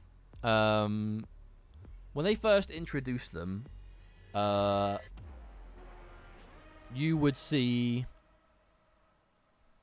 I thought it would be a case of if a character gets a lot of unbreakable damage, theirs might be bad. Like Sub-Zero, right? Like Sub-Zero gets the choice of a lot of unbreakable, so why should he have access to a ton of unbreakable damage and a really every single touch kind of threat armor break, right? So I understood that. But then Geras ended up with one. Like, when I saw how they were doing them originally, I thought it would be if a character is particularly combo heavy or gets a lot of unbreakable damage, maybe they won't have a great armor break. Because that's how it was kind of looking at the start. But that isn't how it fleshed out. I don't know how they decided who got them and in which case they were. I still think armor breaks were good for the game, and they still are. I think armor breaks were definitely a step in the right direction, and I'm happy they did it. And again, most characters have a good one. And like Fatal Blow being like a universal armor break is good. Because like remember when they did the armor breaks, they changed how scaling worked on it too. So Fatal Blow is still breaking armor, but now doing more damage as opposed to less before, right? That really helped. So every character at least, like Sonya's armor breaks specials are crap, but her Fatal Blow is a very good armor break, and it leads to a tremendous amount of damage if she hits it. So even some of the characters that have bad armor breaks, like Raiden, if they have a fast striking, like, you know, kind of moves them forward, like Fatal Blow, at least that can function. Yes, it's a lot more situational, but it's guaranteed to lead to good damage. It gives you a lot of unbreakable wins in general, because if you have Fatal Blow and launch them, they know you can armor break it, so they have to either hold the damage or take the risk, so you're guaranteed something. So at least there is that. Robocop has one launcher. Forward 4, launching down to KB. Like, he's not going to be hitting it constantly, but it's a KB. It's an armor break that will KB if it hits, right? So if you do get it, you're doing like Half-Life to them. And how many possible times could you need to do Half-Life with Robocop? Robocop's got no combos anyway, so if you have the charge, which is like a 6-frame air charge, if you have it and you hit it, you're pretty much guaranteed to do 500 damage into full screen knockaway. Like, you're pretty much winning the round on that if you're playing Robocop properly. He's not the character that you would need to armor break regularly because, like you said, he's not launching you all the time. But if it's something you really want, then it does serve that purpose. And you're not going to tell me we never see down 2 Crushing Blow, because we do all the time. But yeah, I like armor break. I don't mind armor break as long as breakaway existed, but I would still prefer breaker to breakaway. I prefer traditional breakers for sure. Now, the next element, what I want to talk about, we'll go back into practice, is the Fatal Blows. Now, Fatal Blows are a talking point that I know has people torn. I know a lot of people just don't like them because of how they're given to you. But I am a firm believer that I prefer Fatal Blows in any fashion to X-rays before them. For one major reason. So, I like fighting games with good, usable super moves. Fighting games with super moves give you that kind of, that big wow moment, right? That big spectator-friendly, cinematic, like, character personality shines through kind of, you know, you hit it, it's a big, like, game changer for the round. It's a big, flashy way of ending. Like, I love that dynamic in fighting games. And X-rays, like, meta was always so important in every other game. We never saw them. And if we did see them, it was either character dependent or, like, the stars aligned, you know? Now, my issues with Fatal Blow are stemmed from the sheer fact that they come back if you fuck it up. For a move like the Fatal Blow, it armor breaks, it does 300 damage by itself, so you're adding a ton of damage to near enough any hit. You're doing a lot of unbreakable damage raw. You're doing guaranteed damage off of launches because it armor breaks for a lot of characters. And it is this game's comeback mechanic, right? The Fatal Blow is given to you when you drop below pretty much 30% health or near enough. And it's given to you, right, on hit, it goes away forever. On block or whiff, it comes back. I would be totally fine with Fatal Blows exactly as they are if they did not come back until the next round on block or whiff. For me, the fact that they come back is my biggest problem. I would much prefer it if the pushback on block was gotten rid of completely, but I would settle for, like, them not coming back on block or whiff. For the pure fact of that, we know how strong these moves are. This is a super move in every sense of the word, right? Now, the fact that it comes back on block or whiff you're not a true gamer. is a big problem because it has always promoted you just using them, right? Just use it because a character like Frost is one because, like, Frost has a full screen Fatal Blow. So if I hit this, it takes, like, what, 9 seconds to come back? You're telling me a long-range character can't stall for 9 seconds? Like, my 1, 2, 3. So my amplified projectile is 3 seconds long. You're telling me that from this range, I'm not going to be able to, like, stall for time? Yo, how's it going, Honeybee? Haven't seen you in chat in a long time. How you doing, man? Welcome back. And also welcome back to Cyrax2612, the 21-month Twitch Prime. And for one more month, I will do this because I like your name. But I don't like how the Fatal Blow comes back on block or hit, just because how strong it is. I like make it come back on the next round, sure, but I really don't like having multiple attempts at a Fatal Blow in one round. Because characters like Johnny Cage, the Joker especially, these characters that can, like, cancel their Fatal Blow, they have this crazy utility tied to it, which makes them so strong and gives them that immense comeback potential. Crushing Blows tied to not having them there. Like, them coming back causes more problems than it would solve with them coming back, and I don't like it. I don't like it at all. I'm totally fine with Fatal Blows. I prefer Fatal Blows in this game to X-rays in either 9 or X, 100%. Just because, I mean, I like having supers. Yes, like, the way they're given to you is a comeback factor, which I know people don't like, but people talk shit about every comeback mechanic, you know? Like, every comeback mechanic I've ever seen in a fighting game, people will complain about. And what really makes me laugh is when people are like, nah, man, fighting games nowadays, too easy. Back in my day, games didn't hold your hand with these wimpy comeback mechanics. Back in my day, it was fundamentals. The game they're talking about has a character that will, like, every button they have is plus, and they do, like, 90% damage B&Bs on every touch. Or they just keep you out and they never let you play the game for, like, 100% of the game because everything's plus and doesn't cost bar. That's the game they're talking about. But that happens every time. Take away regen and Fatal Blows as well as pushback and armor, that'd be fine. I don't mind the armor. Like, armor I'm okay with. For me, like, get rid of pushback on block completely and make them not come back on block or whiff, and I'd be perfectly, like, I would say they're bang on. But yeah, I actually I do like Fatal Blows. I think from a spectator perspective, they've really helped the game. I think just having that big cinematic moment is something that was definitely missing from modern Mortal Kombat, because we'd all love X-rays, but let's be real, they weren't getting used. They weren't worth it. They were never worth it. And the ones that were worth it were so situational, you were unlikely to see them. Obviously, some of them are good, like, you know, MK9, Johnny X-ray. Even Cyrax, as meter-intensive as he was in 9, had a good X-ray. Sector, Missile, X-ray, you got, you know, Jack's Command Grab. But again, those characters, they would want to spend bar on other things, ideally. Yeah, MK9, Lao had a good X-ray. MKX, you know, who had good X-rays at MKX that we would see used? I actually can't think of any, like, right off the top of my head. What MKX characters? Ah, Sonya. Yes, Sonya at MKX. Goddamn. Yeah, Katana had a mix-up with hers, right? Because it was an instant overhead. Devora? Yes, Devora had the big, like, airborne, like, charge, right? The big bump. Oh yeah, Colt as well.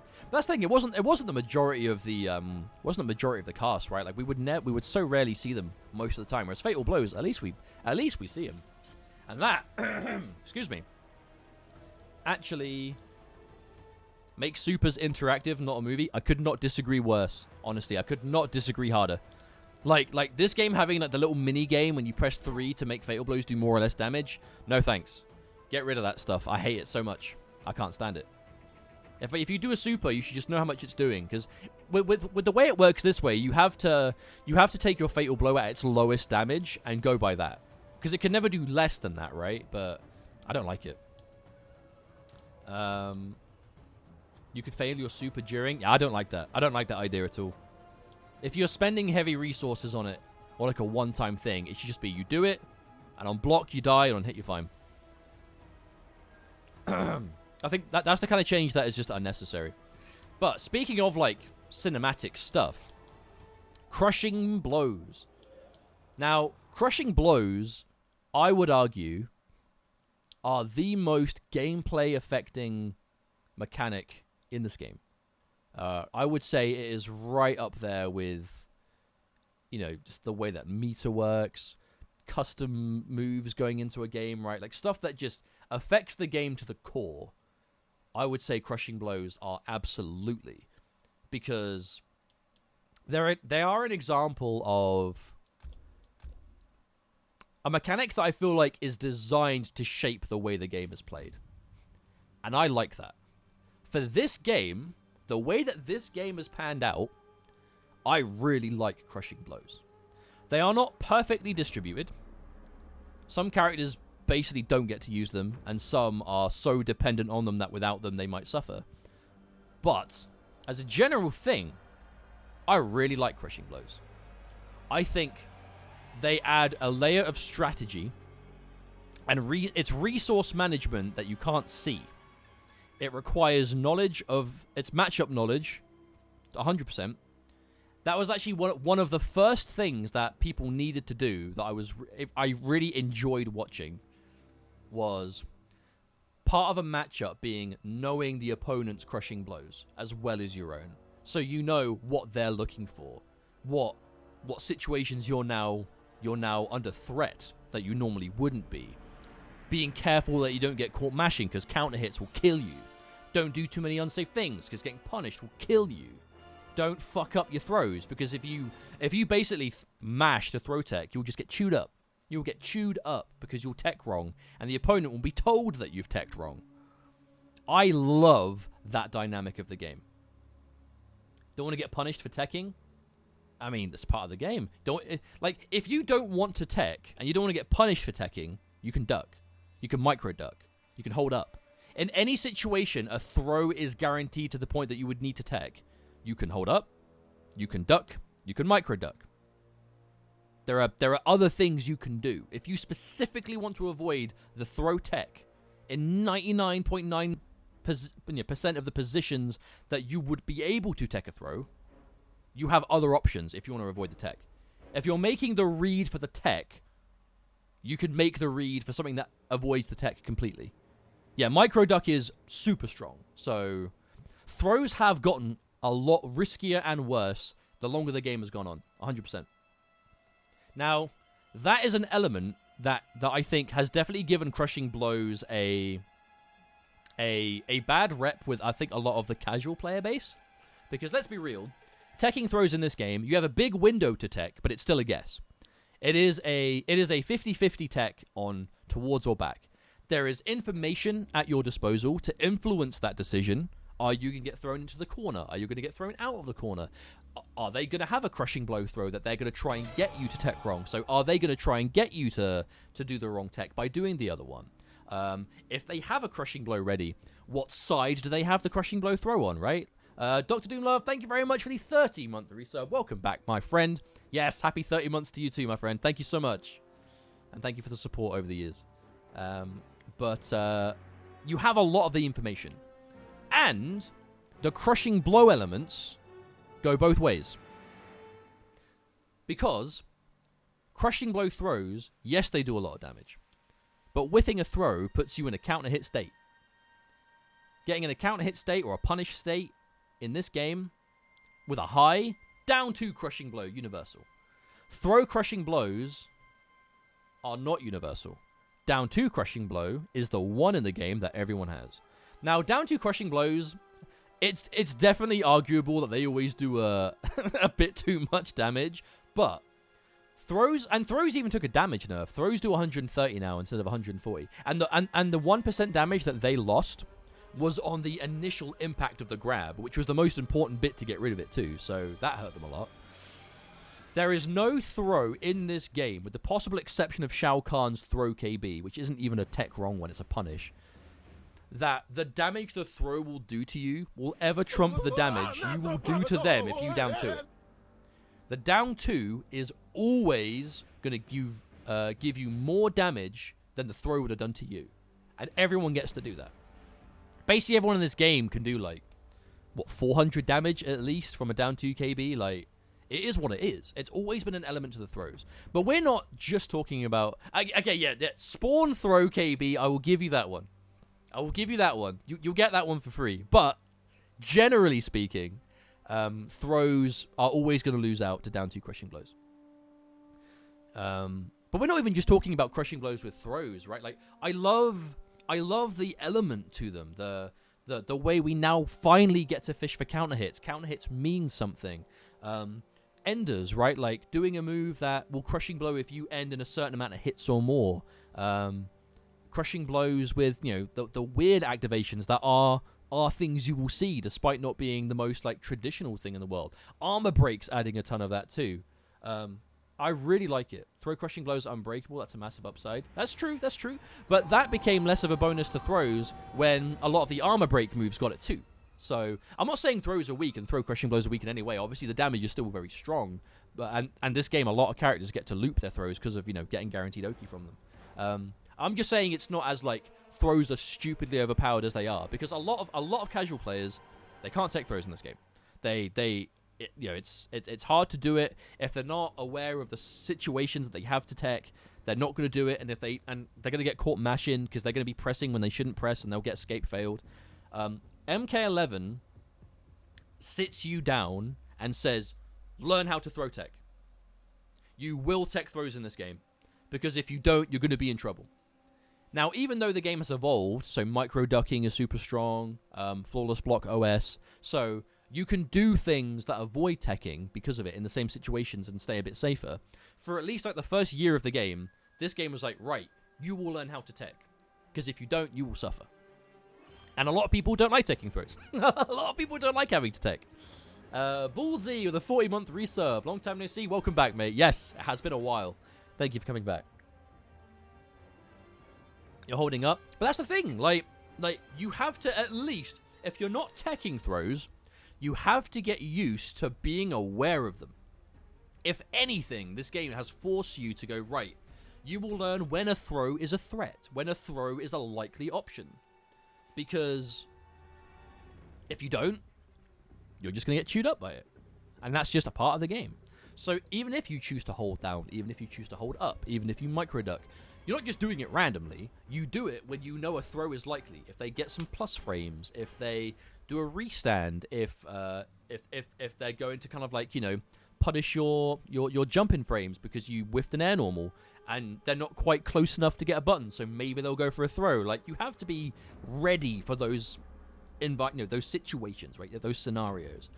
And whatever it is you choose to do when you defend against throws, this game forces you to get used to the situations regardless. And I think some people just don't like that. But overall, Krushing Blows, I like them a lot. I would like to see them in future games, maybe not being as impactful. Maybe seeing Krushing Blows be, like, less damaging and less, like, to the core. Because this game it's a very cinematic MK, right? You know, Fatal Blows, Krushing Blows, big damage by itself. It's less combo crazy in general, which does make it a bit more of, like, a patient player's MK game, you know, compared to, like, 9 and X, I suppose. But it all builds into these big, like, find your moment, and that's it. And I like the dynamic that it gave this game specifically. I am a fan of Krushing Blows. I would like to see them maybe tone down a bit in future games in terms of, like, damage output, but I would definitely be okay to see them back. Yeah, that's Krushing Blows. Now, someone in chat did ask anti-airs. So this is less of, like, a mechanical choice, I suppose, and more, I suppose, something down to... We'll talk about anti-airs, and then we'll talk about flawless blocks, because there's definitely a lot to be said about it. So anti-airs in this game they've never been great. I think it's definitely, and we'll go against Bracket for this. It's safe to say that just traditional standing button anti-airs, whilst not completely lacking in this game, are not as common as I think we would like them to be. I think some characters anti-air like a beast, while others just completely suffer. But I don't think it's that the buttons are bad for anti-air. I think it's that some jump normals are a bit too prominent. Because think again about how jump normals work in this game. So the big one is, you know, jump 1 and jump 2 are always different, but every character has, like, the one jump kick. The one same jump kick no matter what. Now, it's the jump kicks that 9 times out of 10... Sorry, there was just a bit of a hiccup there. 9 times out of 10, it's the jump kicks that cause the problems. And the main reason for that, because jump kicks have been, like, they've got a tremendous amount of priority, they're very active, and they give you a lot of advantage when you hit them lower to the ground, right?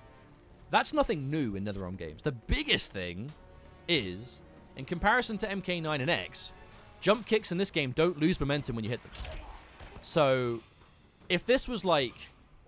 Man, I'm actually about to just plug in my PS4 pad, because I can't reset the trading mode on this converter, and it's really throwing me off. So hang on a minute. Give me a sec. Let me get this back, because this is going to keep putting me off as long as this keeps happening. Plug in ye old PS5 pad. I hear that. Bacon Jesus, the 28-month Twitch Prime. Welcome back. Thank you very much. Thank you for the big 28. Select. It's not working, Cloud. I might have to, like, rebind it or something. But yeah, let's do this. Great. Hang on a minute. Let me just quickly update my controller. I guess I haven't used this in a while. It shouldn't take long. Oh yeah, this is gonna take seconds. Sorry for the quick intermission.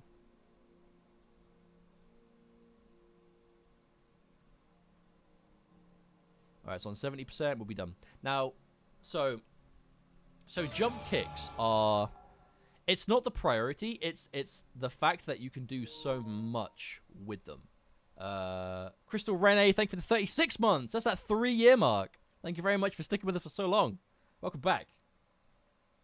Now, jump kicks, keeping momentum is the biggest issue that they have. Because look, I hit him. Like, look at my jump arc, right? Look at my jump arc. When I do my jump kick, look at my arc. Now, when I hit him, in MK9 and X, I would I would stop. Baraka would fly away, but I would stop dead in my tracks and just hit like a brick wall. And I would, like, not be able to continue. I would just fall straight down, and that would be it. So if you made the read that they would try... Because you can anti-air most jump punches in this game just fine, right? Like, if I Like Baraka, case in point. If he's let's do that, right? So you can anti-air most jump punches in this game. Like, I mean, saying 2, saying 3. Like, you can anti-air most jump punches in this game really easily. It's always the kicks that's the problem. So in previous games, obviously there are always exceptions. There are always some jump punches that are super hard to avoid. Like, yeah, Sub-Zero's jump 1. MKX, Kotal jump 1, like Melina jump punch. Like, there are always examples that get around this, and they do have a lot of priority, but they're fewer and far between compared to the majority. The issue is in this game is, yeah, exactly, Foxy. So jump kicks previously have always had this immense priority, but they would be significantly lower reward, right? Like, if I'm playing, let's say I'm playing Frost, right? I get jump kick. If I get a jump punch, I turn it into this, and I get 300 damage, bomb setup, whatever the fuck. I get a big jump in, full damage of whatever standing thing of my choosing into screen positioning, whatever. Maximum reward for hitting that. The downside is this jump punch is very easy to anti-air. So if I wanted to go for the reward of this, I'm putting myself at risk of being anti-aired and then getting hit by a combo of theirs. If I'm against Baraka, that's gutted into launch, into more damage than I was probably going to do to him. That would be the dynamic. That would be the risk reward. And if I thought he was going to anti-air with a punch, I'd just go boom. And the jump kicks would be designed to beat the anti-air most of the time for, instead of like 300 damage in full positioning, I'd hit my 90 damage, do a chunk of damage, but would kind of reset to neutral. I wouldn't really get much for it, and it would be a mental reminder, right? The next jump in, the Baraka goes, right, do I now block because I think they're going to jump in with a kick again to beat the anti-air? Do I try and space it and trip guard? Do I call out the bluff and think that now they're going to do a punch because they did a kick before? I'm going to try and anti-air it. It would cause that mind game. This game has never had that. Because jump kicks, I mean, they keep momentum. So, you get a lot of characters will get a combo off it. A lot of characters will get at least a bigger special for like big damage and like a bigger knockdown than they would have got previously. Some characters just get full on combos. Like, the only characters that would get a big reward off jump kicks in previous were like Sector, Scorpion, anyone that had like an air special that would launch, that would juggle, that would do something like that. And again, it was a strength of the character because most couldn't do it, so it was something that was good for them.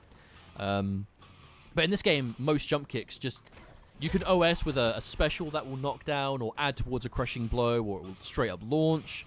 I mean, can I even do like backward microburst? No, probably not. I don't think Frost is a great example without the drill or the lunge. Sorry, but Baraka, you can do like forward 4 into Marauder. In fact, let's do it. Let's make him Marauder just to show. Oh yeah, like jump into Fatal Blow because the jump OS, which makes things even more dangerous. So like, if you're playing Baraka, not human, let's just do. Alright, I haven't done this in a while, so bear with. There you go. I mean, just like that. That's not even like a full optimal whatever, and it's like more damage than she's gonna get for a standing button. And that's off Baraka's jump normal. So if I try and anti-air that, like, let me deliberately do it earlier. There we go. I'll do it like, oh, hang on. There is a height that you can stuff anti-airs and get the normal. I'm doing it too late. Because if you do jump kicks really high up, that was an example. If you do it too late, obviously everyone can do it. But then you've got characters like Cabal that will always get combos, and it's either going to be dash into air dash, or it's going to be nomad dash or whatever. Shao Kahn with shoulder. Like, there are characters that have those stupidly good jump kicks that they always get maximum reward. And it all comes down to the fact that the jump kicks keep their momentum. I think if at any point they stopped that and just made the jump kicks like stop on contact, that would solve the issues, most of them. But then at the same time, like, some characters, like, without the jump kicks, they would lose a lot of pressure. They wouldn't get advantage that they would otherwise need. Like, it would be such a big change to the game, and clearly they wanted it to stay that way. Because remember, like, not too long into like year 1, I think it was, flawless blocks were changed to be a larger option to jump ins, because the idea was right, jumping attacks are now easier to flawless block. So if you read that, you now, get to, you have more leeway to do this and, punish it that way. But then that opens up the mind game of now they start empty jumping and now they bait the button or they do a jump normal. We actually saw this in the, I think it was the, what region was it? Was it Southeast Asia? Of the Colosseum, where those players were so advanced with their flawless block jumping game that they were doing they were doing things like this to see if I can do it. So, most of the time, you see people try and punish jump-ins, right, with flawless blocks. They do stuff like, let's just do this. Let's try this. So, they'll do like that, right? They do up 2. And then you got players in that region that are deliberately doing their jump normals so late to the ground to bait flawless blocks that they can do this, block the flawless block attack, and then punish it. Because up 2s are all unsafe, right? And that's like the next development of that meta, I suppose, of that mind game that comes with it. And it's a lot to do because anti-airs are not great. I'm quite lucky with Frost because she's got the down 3, which is, one of the few really, really fucking good anti-airs in the game, and I've never had to worry about it to that degree. But it's still definitely been a big problem for the game. Now, I like the dynamic of jump kicks will beat anti-air buttons a lot of the time for lower reward. This is the first Mortal Kombat in the NetherRealm era that jump kicks have universally given so much reward. And I'm someone that jumps a lot. Like, I benefit from this a lot because I jump all the fucking time. And I prefer it when I don't get to. Like, it does promote very jump-happy play across the board. And I think it's better for the game when it doesn't have that. They tried to adjust jump kicks, right? They took some advantage off of them. Flawless blocking them made them a lot worse. Flawless blocking them, just period, lowered a lot of the advantage. And they added more scaling to jump attacks, like jump kicks, sorry. They clearly tried to make the way they were less effective without actually stopping them being used in the same fashion. It just didn't do it in the fashion that I think the player base wanted. Oh no, that's not why I play Chip in Strive. Not at all. That's just because he's just really easy to open people up with. But yeah, I think I would much prefer it if we had the jump kicks just stop momentum there and then. I think it just would have been a bit healthier across the board. Because it can be frustrating. It's not like anti-airs don't exist in general. They're just not traditional. Because some characters have really good buttons. Some characters have anti-airs that always work. Everyone can flawless block, obviously, but it isn't the dynamic that I think a lot of us wanted. I think jump kicks having priority is fine as long as they don't give the level of reward that they would in this game. Because jump kicks giving you a big combo like in the corner, even if they stop, that's fine. Because you're meant to have much more offense in the corner. That's okay. It's just mid-screen. And then you throw the jump kick OS on top of it. I just think it was a blend that wasn't for the best, I think, in my opinion. Yeah, like anti-airs do exist. It's just they're not. I don't want to say they're inconsistent because it all comes down to when the jump kick is done. If the jump kick is done really early and high up, it will beat just about any anti-air in the game. But if it's done that high up, typically it doesn't lead to much. But then some characters will still get a big reward from that, and it's a problem for a lot of people, I think. Yeah, Collector has he collected all the anti-airs from all the realms, and he stole them from some characters, I think. I don't think that giving down 2's upper body invuln would ever be the answer, because that there are hella moves that make you airborne even though they don't look like it, and you just be able to mash down 2 to avoid them. And you think people complain about excessive down 2's and mashy play even now. It would get infinitely worse if that was the case.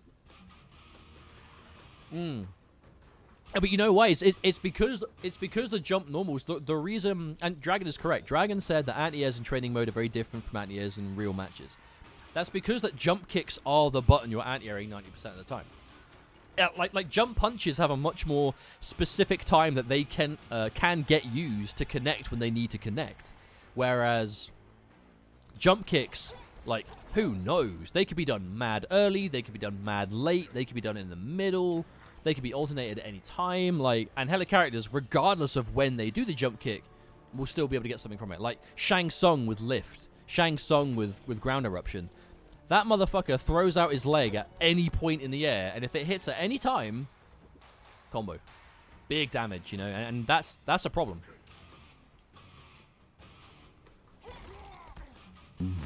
At the very least, it's frustrating. I think it's been frustrating for a lot of people. Yeah, Cabal with gas is one of the worst offenders for it now, for sure. But anyway, what is next? Oh, flawless blocks. So, flawless blocks are definitely one of the...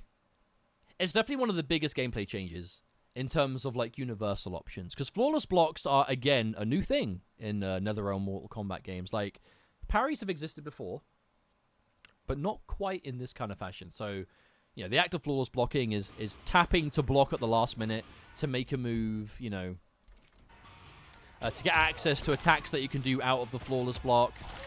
Hang on, I haven't done this one in so long. I think I'm doing it too early. There we go.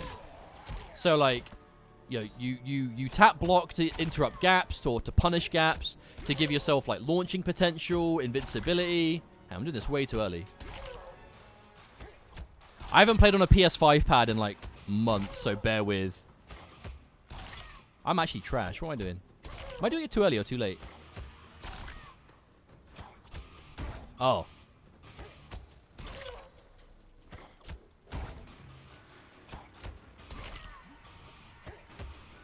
Oh, I'm doing it way too late.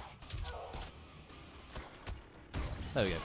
So, you know, punishing gaps, punishing jump-ins, punishing slower moves on reaction, whatever it was. Like, the idea of flawless block, I liked a lot. The idea of giving people a universal defensive tool, because universal options are... They're a good way of making, like, a lot of characters have answers in situations that perhaps they otherwise wouldn't. My issue with flawless block is I really, really, really wish it had some kind of whiff animation. For me, all of my issues with flawless blocks come down to the fact that there's no punishment for doing them wrong, you know? Because if you do a flawless block wrong, most of the time you'll just block. Like, if you've timed it right, I mean. Because, like, obviously, like, you look at the top-level players, and they flawless block in their sleep, you know, with their eyes closed. There is no whiff animation. So, that, by design, opens up for a ton of option selects, where you can just throw in flawless block. It's where the Duck OS comes from.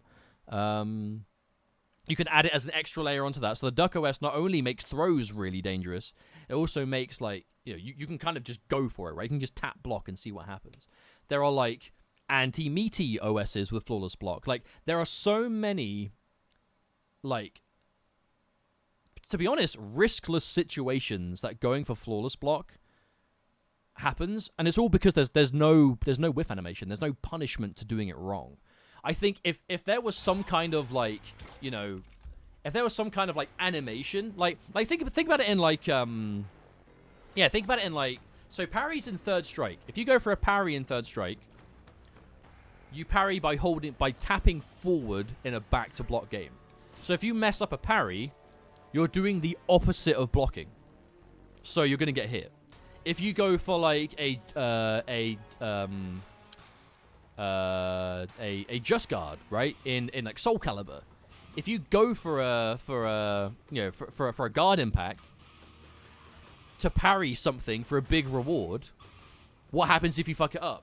You get, like, a whiff animation. Your character kind of goes like, whoa. And if you go, whoa, and you fuck it up, you can get punished, right? And because there's no whiff animation of any sort, there is no punishment to doing it wrong. I don't mind there being a parry mechanic, as long as it's a parry mechanic that has risk to it, that has a downside. Because parries that are safe as houses don't have the same oomph, the same wow factor as parries that you know they took a big risk to do it. You know? A clutch parry in a game where if you fucked up that parry, you're dead, and you went for the high risk, high reward parry, is different to someone option selecting a flawless block because it's a scenario that you can just OS it. you know?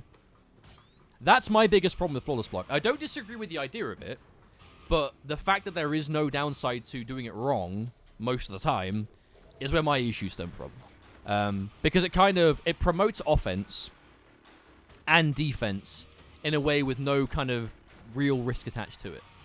And it can be hype to watch in the heat of the moment, but with just the way that it works, I don't like it. I like the universal aspect to it. And I like some kind of, again, like, universal defense is great. Like defensive options are great. I like characters being able to defend themselves. I like flawless blocks when you're interrupting, like, gaps, when you're, like, anti-airing. Like, the on-paper traditional use of flawless blocks I'm fine with. One of them being, like, an invincible strike. One of them being a launch with no invuln. I'm fine with that. I like that idea of it. But I don't like the option select utility that it has. Just because there's no risk to throwing it out. The way it has incorporated, and this is a perfect example of what the mechanic is, like, intended to do on paper versus what it has ended up doing. And I know the big one that people don't like is, like, flawless blocking on hit, where it's like you've been hit, your turn is over, yet you can kind of just go for a flawless block while being hit, you know? And that is something that I think a lot of people disagree with at the core, where you've been hit by something, your turn's over, you should not be pressing anymore. But you can flawless block. Because anytime you can block, you can flawless block. And if you can flawless block, you can OS it somehow, you know? And yeah, like, if you mistime the flawless block and do it too early, you just block instead. Like, that's kind of what I'm talking about, right? So, again, I like it. But I don't like how there's no risk to it. If we see anything like flawless block again, I want there to be punishment for doing it wrong. If you fuck it up, if you tap it, if you do whatever the input is, if it comes back in future games, I want it to have risk attached to it. No parry mechanic like this should be risk-free, in my opinion. I very much don't like that aspect of it. I don't dislike the mechanic. I just don't like that element to it. And that element is what ended up shaping it in the current, you know, way the game is being done. Yeah, more risk attached in general. I'm fine with the reward as long as there is significant risk to it. That's fine by me. Because, like, when I think universal parry, I think, like, clutch. A clutch mechanic. Something that is not meant to be done, like, 50 times around. Like, constantly done. Something that you will always have to watch out for. When I think universal parry, I think a clutch moment where you need to do it to stay alive. Where you're, like, negating chip or making something very oppressive less so in the heat of the moment. So you have that big parry moment and you're like, whoa, fuck, he just did that. Like, that's what that kind of mechanic should exist for me, for my taste. But with the way it is now, it's actually, I think we see it too much. I think we see it way too often. I would like to see it actually cost resources to do, period. I would like it to cost resources just in general. I would love to see that. So we see less of it to the point that we can appreciate it for what should be the hype mechanic that it should be, right? For those clutch moments. That's what I think flawless block is missing. It's too common. We see it too much because of the risk it doesn't have. Now, wake up system, I suppose, next, right? Now, again, I'm not against universal options, but I don't like just how many wake up options were in this game. I think this is, again, another situation where we had a scenario where you have the built-in wake up options and then, like, the unofficial ones, right? Which opened up because of just how many actual wake up options there were. There were so many real wake ups that many not real wake ups became stuff you had to think about as well. Where, you know, you've got wake up 3, you've got up 2. Let me just quickly do this, just to showcase. I know you've all seen it, but this is a video, so okay. Up 3 for invincibility, usually safe, but single hit. You've got up 2 for no invincibility, unsafe on block, but launcher, right? You've got delay wake up. You've got normal wake up timing. You've got roll forward, which is basically smoke towards and smoke away. Like, everyone in this game has smoke toward from MKX, which that was one of the most annoying wake-up moves in MKX, and everyone in this game has it. I am not against universal wake-ups. I like this, and I like this. Not too hot on, and I'm not too hot on this, and I'm not too hot on this. I think forward roll goes way too far. I don't mind there being some kind of roll. Back roll, I would be okay with. So, I would be okay with back roll, because back roll is the easiest one to chase down, and in the corner, doesn't really do anything for you, right? What I don't like is forward roll, because forward roll is the one that requires you to, like, either walk back or lay off a little bit, puts you in the corner. And I know this is a thing that has been said, you know, a few times over the last couple of years. For me, if forward roll didn't exist, I think I'd be a lot happier with the wake up system. And it was even worse way back in like year 1, because in year 1, forward roll was also there with the 2 different delay wake up timings. And then because of the delay wake up timings, wake up jump was annoying. Doing meaties with highs is still really difficult. So like mistiming meaties was a genuine threat. People, you know, waking up with down 1 and stuff like that. Like these are all things we've heard of many, many times. So we know how frustrating they can all be. For me, it's just there's too many options. There's too many options for a game with this many like defensive options as it is. I feel like the wake up system having this much was unnecessary. I'm okay with there being universal wake ups. I'm fine with. I'm totally fine with it. Like if everyone had up 3 and up 2, like you could just have up 3 and up 2, and I'd be fine. No, I'm totally fine with wake up 2 because they're punishable on block. Because if you blocked waiting for it, if they did an up 3, they'd be safe, but they'd be minus as hell, or unsafe for some of them. And if they did up 2, you'd punish them. I'd be fine with that. Because it would have that dynamic of you're getting off the floor. I know you have an option. And then you'd have the dynamic of, do I block to avoid all damage, or do I do my meaty knowing the only thing they can do is the up 3, which the reward for it is some advantage on hit and a little bit of damage, you know? Meaties don't work in this game. They do. They're just really specific.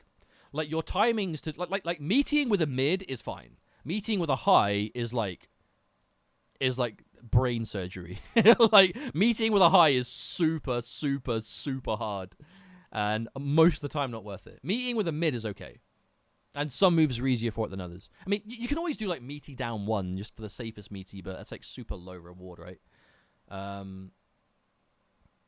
But that's been an element of the game for a while, and getting rid of one of the delay wake up timings definitely helped in that regard. It didn't like one size fits all, you know, change it forever, but it helped. It definitely helped. For me though, it's just there's too much options off the floor. I'm fine with up 3 and up 2. I'm totally fine with that. And they do cost a lot of resources. Excuse me. Excuse me. They do cost a lot of resources, so I'm fine with that.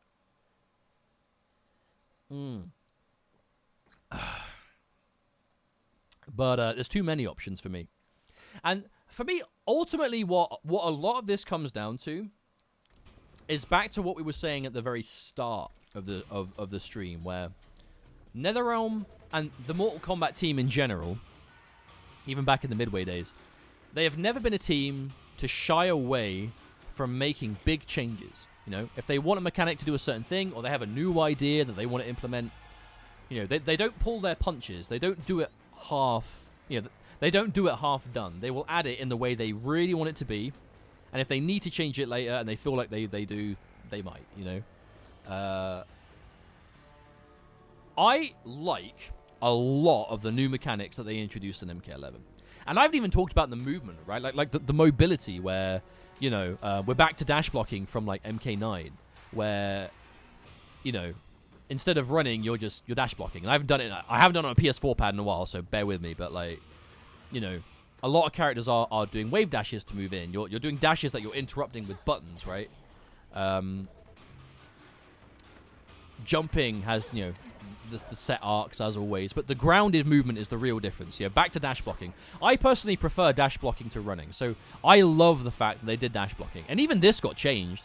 Do you remember in the beta when everyone moved like a freight train, and they had like super slow startups to their walk, so dashing felt really weird?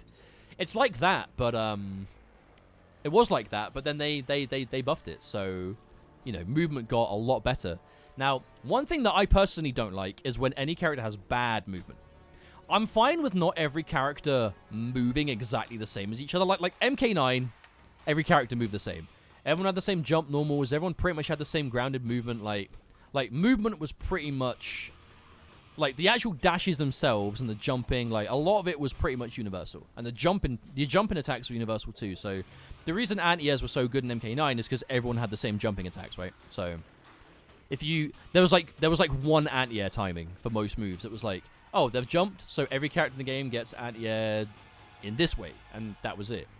This game does have characters that move badly. Baraka, Noob Saibot, like, I don't like it when characters have awful movement unless there is a very, very, very clear-cut reason as to why that is.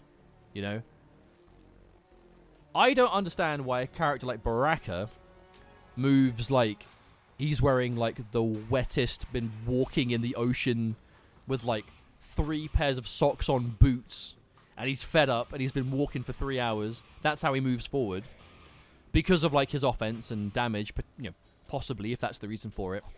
And then Kotal Khan is, like, shooting across the screen at the speed of light with his giant damage output and mid-command grab. You know what I'm saying? Like, for me, mobility in this game is not exactly distributed perfectly.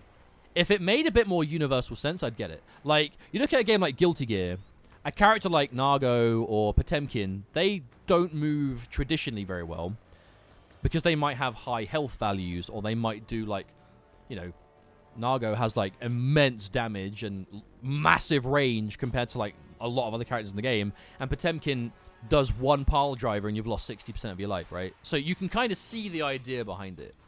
In this game, I find that a little bit more unpredictable. And that does kind of come back to the fact that we don't see as many archetypes in NetherRealm games as we do, like, other fighters. And that's nothing tremendously new, so I get that. But the mobility, I don't like characters that move bad, unless there is a very, very, very specific reason they move that way. And I never saw that reason for a character like Baraka. Because yes, he does a lot of damage with one move, but if you don't have Gutted, then he doesn't have that damage to worry about, you know what I mean? Maybe Baraka's slow because Blade Charge is fast and safe on block. I mean, Blade Charge is fast. It's just, yeah. I know you're being sarcastic, but it is death on block. But then again, like, if for argument purpose we say that could be the way. I mean, Kult's forward 2 goes just as far as Blade Charge. Yeah, no, it's sarcasm, Scare Tactics. It's sarcasm. Like, we know it's unsafe. But that would be, like, bad movement tied to an optional move, and I don't know if I'd agree with that, you know? For the most part, though, I do like movement in this game. I think the wave dashing feels really good. Like, it's nice when the mobility has skill to it. Like, as much as it is fun playing, like, MKs with a run button and just running from full screen to, like, close distance or, like, doing quick runs and, you know, cancelling them. As fun as that is, I prefer mobility with, like, block dashing like MK9, MK11. I really prefer this because I find you're in a bit more immediate control, and I find there is a bit more skill to it. And whilst, you know, having there be a skill to just moving around can be quite, you know, non-casual friendly, kind of gatekeepy, I still like it, you know? I like it when there is a skill to the mobility, and I find that block dashing is a bit more of that. You know, a bit more immediate control of how far you move forward. And MKX, right, it's all tied to the run mechanic of the sprint meter, the stamina, so sometimes you just can't run, or sometimes you only get to, like, if you use a run on a combo, you can't use it for whatever follows. It's fun for execution, but I just, across the board, prefer wave dashing with block dashing. I way prefer it. Then you have Joker, Fujin, and Rain ice skating around the stage. Yeah, but not anyone can just pick up and do that. Like, I couldn't just give the controller to a friend that kind of plays video games and says, do this perfect wave dash. You know? It's a skill that has to be learned, is good movement. And I like that. I agree with that. I like that a lot. And at the same time, it's not difficult to the point that people can't move in general, right?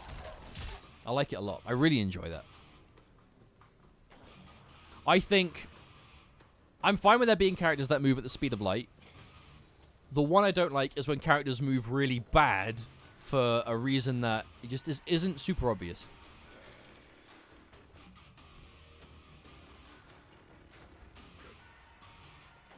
Who had the best backwards movement? It was Gearus. I don't know about anymore, but it was Gearus for a while because his backdash was like stupid fast. I couldn't say best backdash off the top of my head because I can't remember what they all are immediately, but Melina's backdash? I see so little of Melina, I forgot she even had a good backdash, honestly. Yeah, Spawns is good. Oh yeah, Cetrion. Cetrion is, yeah. We've definitely seen a decent amount of Cetrion's backdash. Now, what other mechanics are there for us to cover then, stream? I feel like we've talked about a lot of it. Because I can give, like, some final thoughts. What mechanics have we not talked about? Custom slots. We have talked about that. We have talked about customs. Oh, short hop. Honestly, I don't really have too much to say about this. I don't mind this. I find that short hop is, like... I like how short hop kind of, on paper, can make... Because there's, like, landing recovery to it, right? And the startup. In theory, it should cut down on instant air projectiles. Because if there's one thing I really don't like at MK games or NetherRealm games, it's overly oppressive instant air fireballs. Like, instant air gas blast, instant air Zod ball, like... Just don't do that anymore. Like... Get rid of that. Stop doing that, please. I don't want to see that anymore. And that's what I saw from short hops. But I don't mind them. Like, a slow, reactable overhead. Again, it's another universal thing. Some characters have utility tied to it. Because you're airborne, you can do air specials from them. I don't mind them. Yeah, like there really isn't much to them that I can go into depth. I don't mind them at all, really. And it gives you, like... potential for, like, if someone's expecting the short hop attack, you can do, like, an empty one into stuff that isn't really real, but, you know, it just adds a bit of layers to it. Stuff people have to get ready for. I don't mind that. I don't like the lack of offense in this game. So, I guess that's actually something we can talk about next, right? Is combos. So, this is not necessarily a mechanic as such. It's just the way the game's kind of panned out. But this is definitely one of those elements that I think a lot of people have opinions on, that we've seen a lot over the years, and we have seen examples of this improve, and some examples of it where it's kind of just been the same way for most of the game. And that is general, like, combo creativity, extensive combos, large juggles, stuff like that. Because when you think Mortal Kombat, big juggles are kind of synonymous with that, right? You think of like long extended big juggles. Mortal Kombat's kind of always had that in spades. You know, MK9 had a decent amount. MKX was, to this day, I would say, the most combo crazy, like, MK game across the board that we have seen, and I genuinely believe that. Like, yes, some of the older MKs do have some really fast paced, some really sick high damage combos, but I mean, like, pound for pound, the fact that this game followed MKX in the combo department was always going to make it look a little bit more watered down. I don't think that this game's combos are, like, anywhere near as, like, lame and boring as it's painted out. But given the fact that it is specifically following X, I think... I mean, even if MK9 followed X, I think people would be, like, complaining about the lack of combo creativity. Because MKX is, like, the most out there, mind-blowing combo-heavy Mortal Kombat that we have seen. So, it was always going to have that comparison. But we have to remember, right, we've talked about the game. The crushing blows were a huge focus. The universal tools around them, the flawless block, like, the idea behind all these mechanics were ultimately led to less combos and more looking for the hits, right? And even then, now, like, Rain's got sick combos, Fujin's got sick combos. Like, they've added characters that have some really interesting ones. And Kustoms, right? Like, I think Kustoms have really helped that department because some characters, you can just make a variation for the biggest, heaviest hitting combos you can do and play that variation, right? I think Kustoms have helped that a lot. For my taste, I prefer, like, the MKX style, like, craziness, if possible. But I understand that, again, like, high execution stuff like MKX had, whilst not the hardest fighting game to do combos in, like, not even close, it's tricky because of the run mechanic, right? I do wonder if MKX had like dash blocking as opposed to running, like how much different the combos would feel. Like for me, the perfect sweet spot is actually MK9. Like for me, like the perfect kind of combo game is MK9, where it's not too crazy. Yes, I know, funny that a Cyrax player says that, where he had like the longest combos in the game because you only hit them once and they died. But like it was the blend of every character had some launching options, meterless launchers, bar they could spend to do more, to really cash out on it, combined with, that good movement. Made the game, the combo side of it, feel really good. And I liked that a lot. For me, MK9 was the blend, where MK11 is a lot more restrictive than the other two.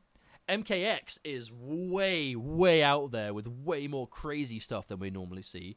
And then MK9 is kind of right in the middle. And for me, that's the sweet spot. MK9 netcode? Oh, that's another topic. We won't get into that today. But for me, MK9's combo game was right in the sweet spot for me. 45-second Cyrax combos. Every time you talk about Cyrax combos, Cloud, you get progressively more and more. The longest combo I've ever done was 30 seconds. I timed it. I actually timed it. The longest Cyrax combo I did was 30 seconds. Max. Which... It's a long time, yes, I'll give you that. But it's not longer than that. That's where it has to stop. But no, for me, MK9 was a sweet spot. It was just fun to combo with characters in that game. It didn't combo. It didn't require hella resources to always do it. But with resources, you had a lot more freedom as to whether you're doing extended juggles for more damage, or you're saving bar, or you're cutting it a bit earlier to go for a reset or something like that. Like for me, MK9 really hit it in the perfect sweet spot for that. But that being said, because of the existence of Krushing Blows, I feel like that's the main reason we saw a lot of the kinda general combo game be a little bit more tame, because the Krushing Blows really made up for a lot of it, because it was more about finding those specific spots. For me, I would like to see Krushing Blows be a bit less impactful, and the combo game being a bit more elaborated. Because it's not like MK11 doesn't have combos. Like, yeah, you've got like Robocop, who doesn't know what a combo is because they forgot to program it into his head when they did what they did to poor old Murphy. But like, it's not like the game doesn't have anything. Like a lot of the flashy combos are tied to like one-time resources, but for me that really emphasizes it. Like, you're gonna go for this big opportunity, you fuck it up, that's it, you're done because you wasted it because you dropped it. But if you hit it, ooh, that's like that proper good satisfying shit. I'd like to see Krushing Blows be a little less prominent, with a bit more, creativity with combos. But even then, like, not by much. Not by much. Scaling hurt the combos too much. I don't think damage was a problem. I actually don't. I think you look at how much damage people do, like, in this game, high meterless damage, or, like, high for a bar damage. Like, high meterless damage is looking at about 20%. In a game with, like, 200 damage, in a game where 1,000 is the average. That's not bad for no bar. And then you're looking at one bar, you're looking at like 300s, high 200s, low 300s. And then the high damage characters in the game are doing like high 300s for a bar without Krushing Blows and stuff. That's a tremendous amount of damage to do. That's a lot of damage in this kind of game. And then you've got Krushing Blows that add more to it. And then Fatal Blows, because the way Fatal Blows work, you could do string into Fatal Blow with just about any character and do high 300s, low 400s, right? So you do one combo. If you've got Fatal Blow, you're low, you're looking to make a comeback, you hit him with one combo that does like 300 and a bit into a reset of some sort, or you get a meaty or whatever into string Fatal Blow, boom, that's 400, right? And that's where that life is making up for. It's where it's adding up in the end. And I like that a lot. Oh yeah, Noob Saibot. Yeah, Noob Saibot has some of the most ridiculous damage output. If you play Sickle Snag and Launching Teleport, you're looking at 500 damage BNBs. Like, that's fucked. But it's, dependent on making the variation. Shao damage, yeah, it's the same. Baraka damage. Yeah, Cabal, pretty much 40% for a bar. But that's what I'm saying, like, it's not like damage is low by any means. Some characters are low damage, sure, but are there even any characters left in the game that are super low damage but don't make up for it in some other way?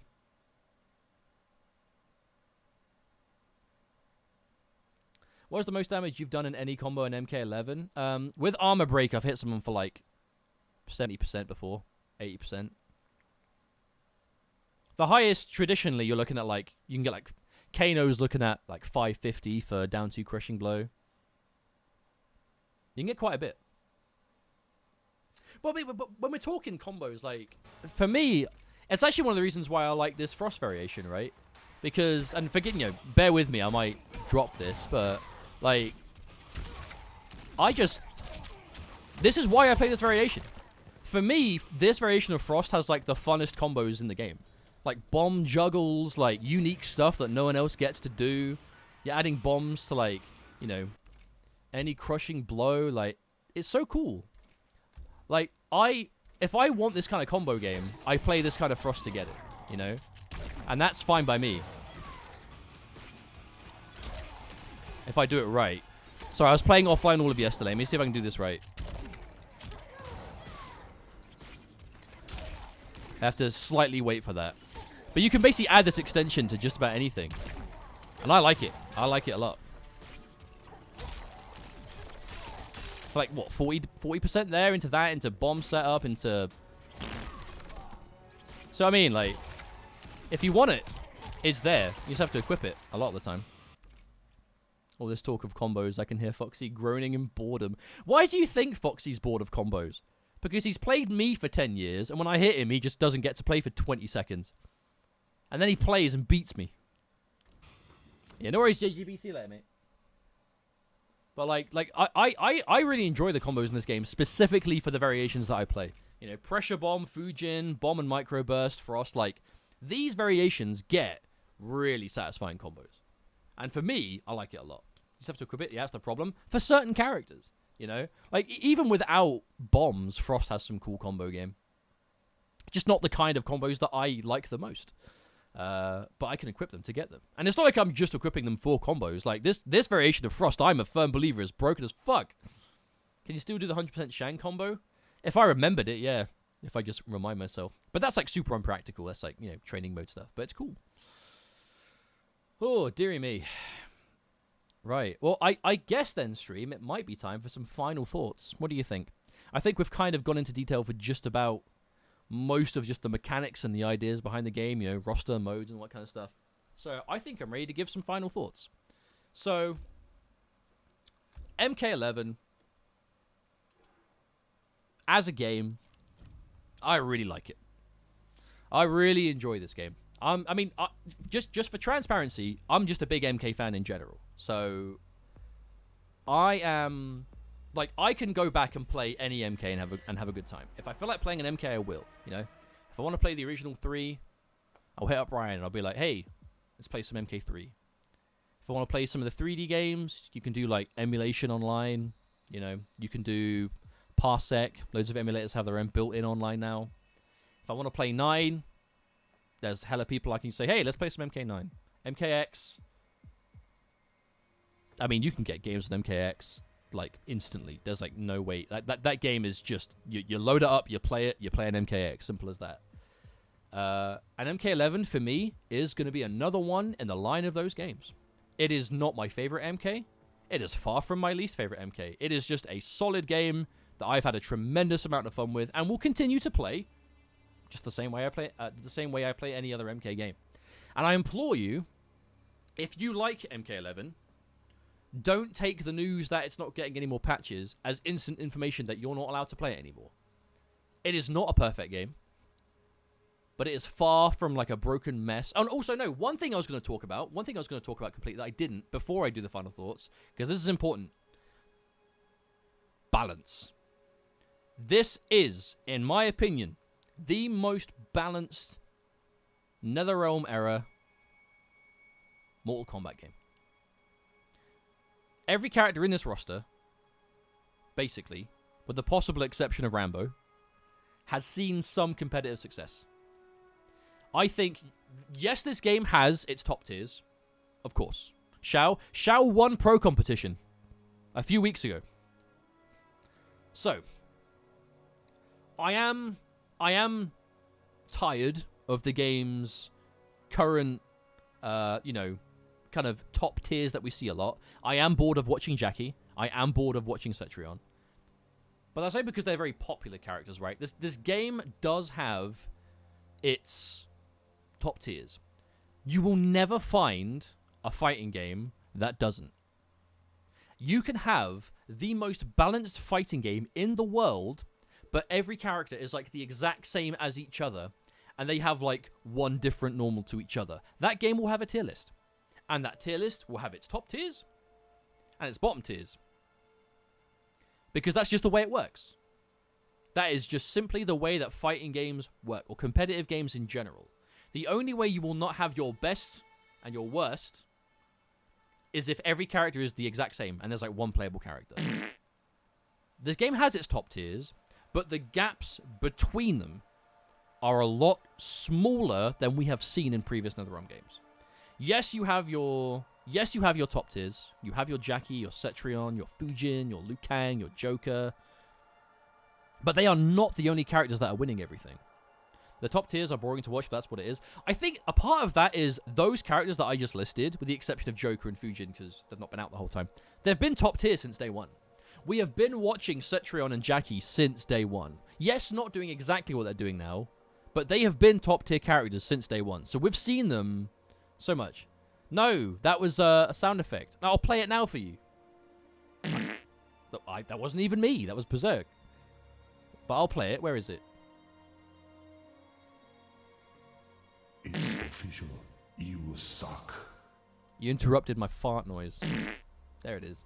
Stream, I'm talking about something quite important here. Would you mind laying off the point expenditure for 1 second? I'm all right with the sound effects. They're there to be used, but now is not the time. Can we hold off on it? Or have I just opened up the floodgates? Or the can of beans, as it were. Okay. Thank you, Sir Alan. Okay. Stop it. Stop it. Are we alright? Are we done? You got it out of your system?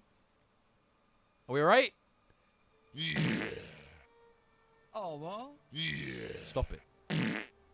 Stop it at once. Yeah. Yeah. Fuck's sake. But anyway, I actually am gonna mute the sounds for a sec. Hang on a minute. All jokes aside, I'm gonna mute the sounds. Where are they? There we go. Right, I've muted the sounds. All we can say is, if you don't play this game, you're not a true gamer. Why are the sounds still playing? I've muted the sounds. Stop playing. Can't stop it. Or, okay, no, I think they were already lined up to be played. Potentially. Anyway. It's official. No, they're still playing. Why are they still playing? I've muted them. Right. Okay. Right. Hopefully it stops so I can finish my point. God damn it. Mamba, you started this. It's your fault. Anyway, like I was saying, what was I saying? Fuck! I've actually forgot. I was talking about viability, right? Yeah. So Cetrion and Jackie, they've been like top tier since day one. So I think a lot of us are quite bored of watching them because we've seen them everywhere. Like you can't watch a tournament without seeing those characters. So even though they're not boring characters by their own merits, you do kind of just get tired of seeing the same thing over and over again, right? Like, some games end up that way and it's not a problem. Like, you know, you'll watch Melee and it's the same, like, 5 characters for, like, you know, most tournaments. But the community has been used to that for so many years. It's just the way it is, right? And it's not about the character as much as it is about the player and the way they play them and their unique twist on it. And even though we're a decade away from seeing that in this game, I think, especially for, like, a modern audience, people that definitely can get quite tired of seeing the same thing over and over and over again. And the fact that those two characters in particular have been, A, really good since day one, and B, really common as well. Like, a lot of people have always played these two characters. They haven't always succeeded, but a lot of people have always been playing them, so they have been everywhere. But yeah, it's like, you look at the characters, and I don't look at a single character on this roster and think that character has no chance competitively. I can do that in every other NetherRealm Mortal Kombat, but I can't do it in this one. I can look at characters in MK9 and look at, like, Kano and Shiva and be like, you have no chance in a tournament. If anyone picks those characters, they are going to get absolutely demolished the second they fight any of the top tiers. because that's just what that game is like, you know? Rambo, maybe. Rambo is also A, not very popular. Not a lot of people are playing Rambo at all. And B, is the newest characters, right? So Rambo has had the least chance to do it, but he's also not a character that, like, many people at all are playing. Like, there are people doing it, sure. But, there are people playing the character, but he is definitely one of the least popular when it comes to competitive picks, for real. Hitman has said recently that he believes that Rambo is better than Luke. I mean, if he was being serious, then, like, I mean, maybe there are people that believe in them. You know, it was a CIS player. It was Arn Kratos was the first one that competitively, in open series, put RoboCop out there. Arn Kratos was like, everyone says that RoboCop is bottom 5. I think this character is good, so I'm going to play him in a tournament and win him. And he did exactly that. Literally, like, to a exact. And now we see RoboCop, like, you know, Sunio's winning the Xbox stuff with him, and Foxy's playing a lot of RoboCop. Like, this character is solid. We're seeing it. Like, we're seeing RoboCop for what he really is, because people have played him. He's very dry. He's very lame style, but he's there. If you don't play this game, Meadows, thank you for the follow. Gamer. But that is one thing that I genuinely believe they got very right in this game. I very much like the balance. And I see people online, obviously, like, people have their own opinions, and that's fine, but I see people say unbalanced mess. That this game is an unbalanced mess of a game. I don't see how you can watch competitive MK11 and think that. Unless you don't watch it anymore and are just assuming.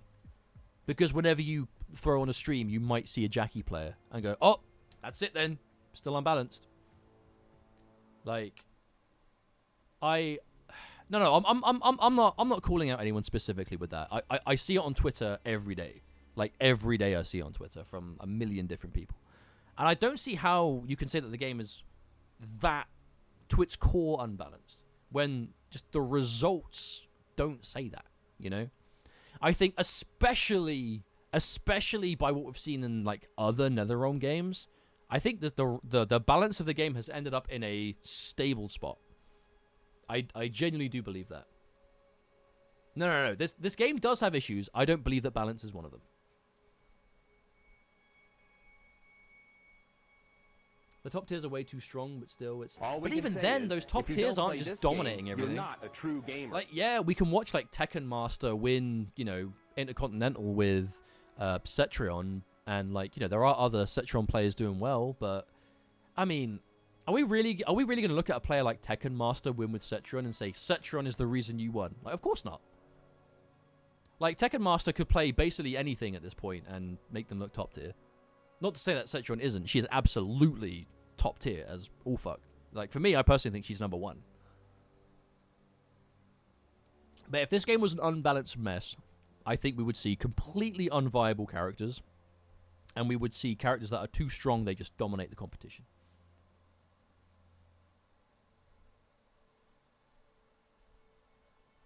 That's what I think. But on that note, I think that does kind of bring us to what I was saying before, in terms of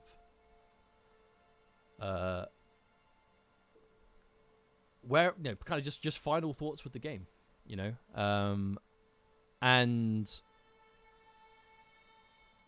what was I saying before? I was saying that, yeah, so I like the game overall. For me, it has a distinct place. It plays totally different to 9 and X, so if you want, like, a different kind of Mortal Kombat experience, you now have 3 very distinct ways of playing MK.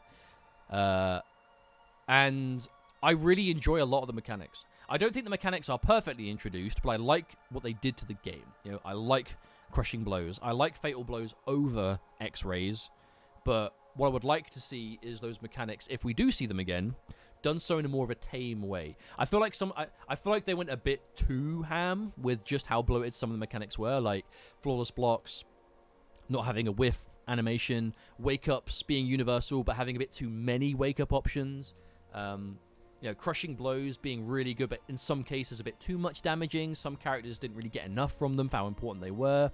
Fatal Blows, I wish they didn't come back on block or whiff. Like, I don't dislike these mechanics, but I can't think of any of the mechanics that I like perfectly, you know? So for me, I like what this game has introduced. I will continue to play it. I will enjoy it because, you know, I enjoy the game. But if we do see some of these mechanics again, I'd like to see them slightly changed, but not completely done away with. And of course, modes and stuff like that, the casual stuff I've already talked about. But that's basically where I stand with it. I think it is a super solid game. I think it's got a lot to do, a lot of content. I think it's got a good roster. It is far from perfect. It is certainly not a perfect game, but for me, it is just a solid Mortal Kombat experience. That is just enjoyable. I have a lot of fun with it. Yeah, I'm pretty much coming to the end of it now, Rebel. How's it going, mate? Welcome to the stream. But I've basically just been going into my thoughts on it. I think for me, this is the kind of game that I'll play when I want to play MK, and I don't want the high octane craziness of X, but I don't feel like arranging like a 1v1 with someone on MK9. Like for me, this is the most just load it up and play it MK for me at the moment. Because if you just feel like just chilling out, loading up, and just playing some MK, this will be my go-to for a while, I think. And still will be. Because, yeah, I'll play any of them for fun, but something about this game having that really good netcode. The characters I like in this game, I really like. And I know plenty of people that still play it. Like, it's not going to be hard for me to just do it, throw on a stream and do some viewer games, or, reach out to the Discord and see if anyone's playing, Who do I main? I am a Frost main. I mean Frost with microburst and bombs. You can't see this game having a revival era like Injustice 2 and MKX and pretty much every previous game they had. You know what, Emmy? I saw that exact same thing said about both of those games. That is the honest truth. I saw that exact same statement made about MKX, especially Injustice 2. By the time Injustice 2 was like on the, we knew MK11 was coming, and I had never seen the community so unhappy with the game from what it sounded like than by the end of Injustice 2. Like, people were just pissed off with that game, it looked like. And now, obviously, fast forward the clock's 2 years, and hella people have gone back to play it. Because, oh, shit! I can still play that game.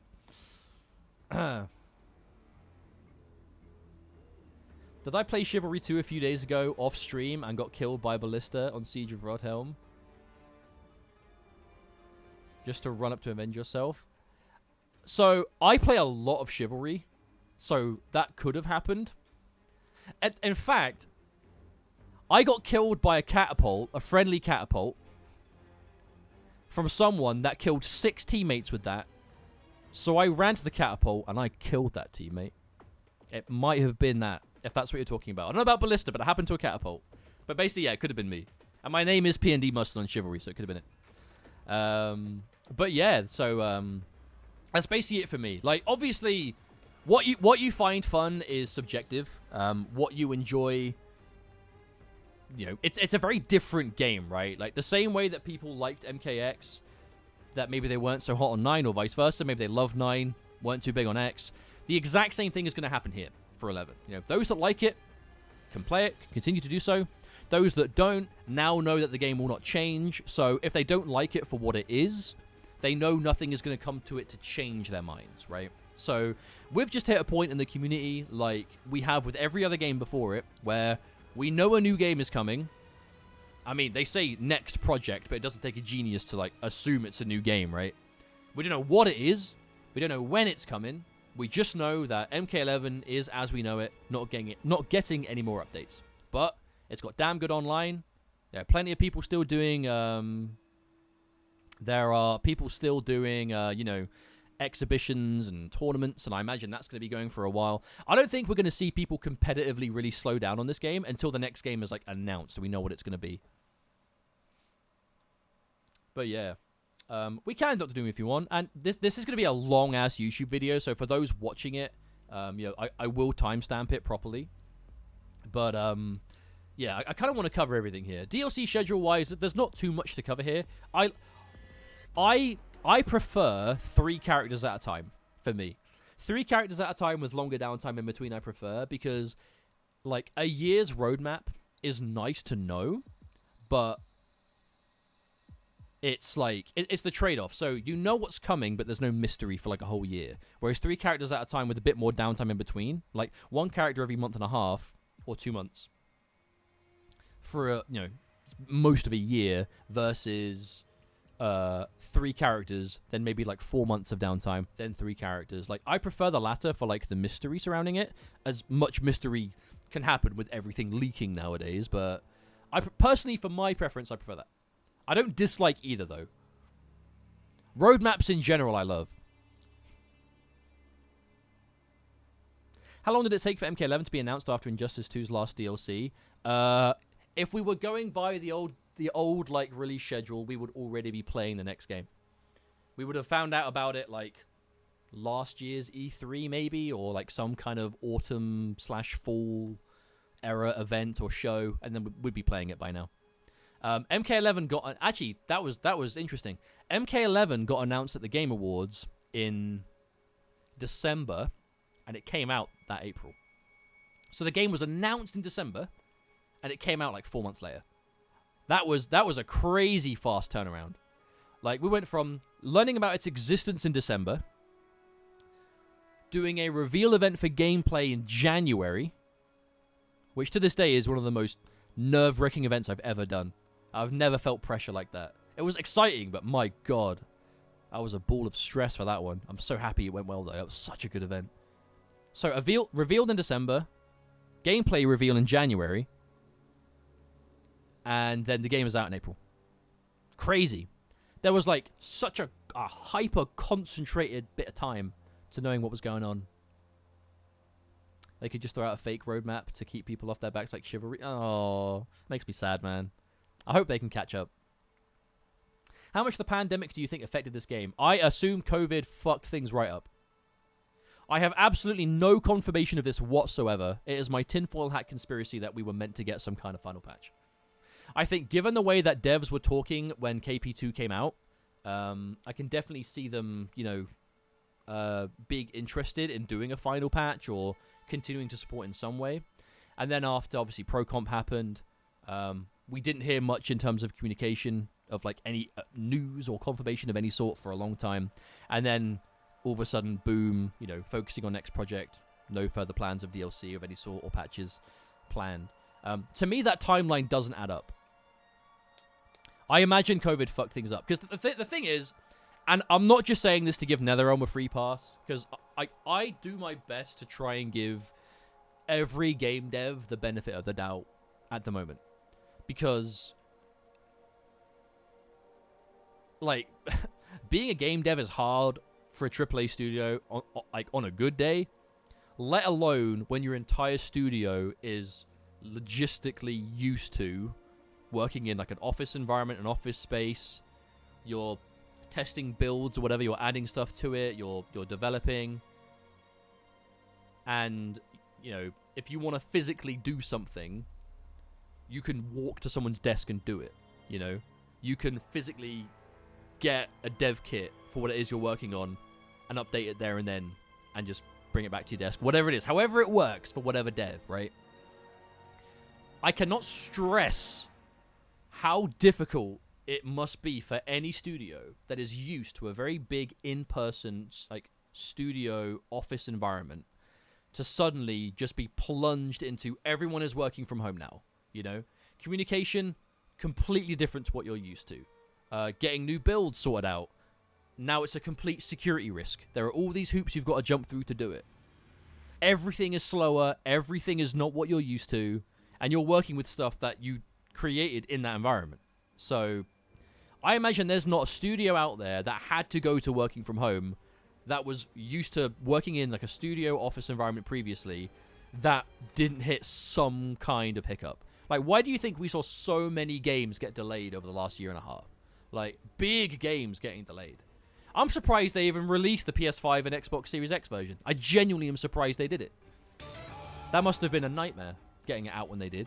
Like, practically on time, near enough a launch title for the game. Rocket Baby, thank you very much for the 30-month resub. Welcome back. Thank you very much.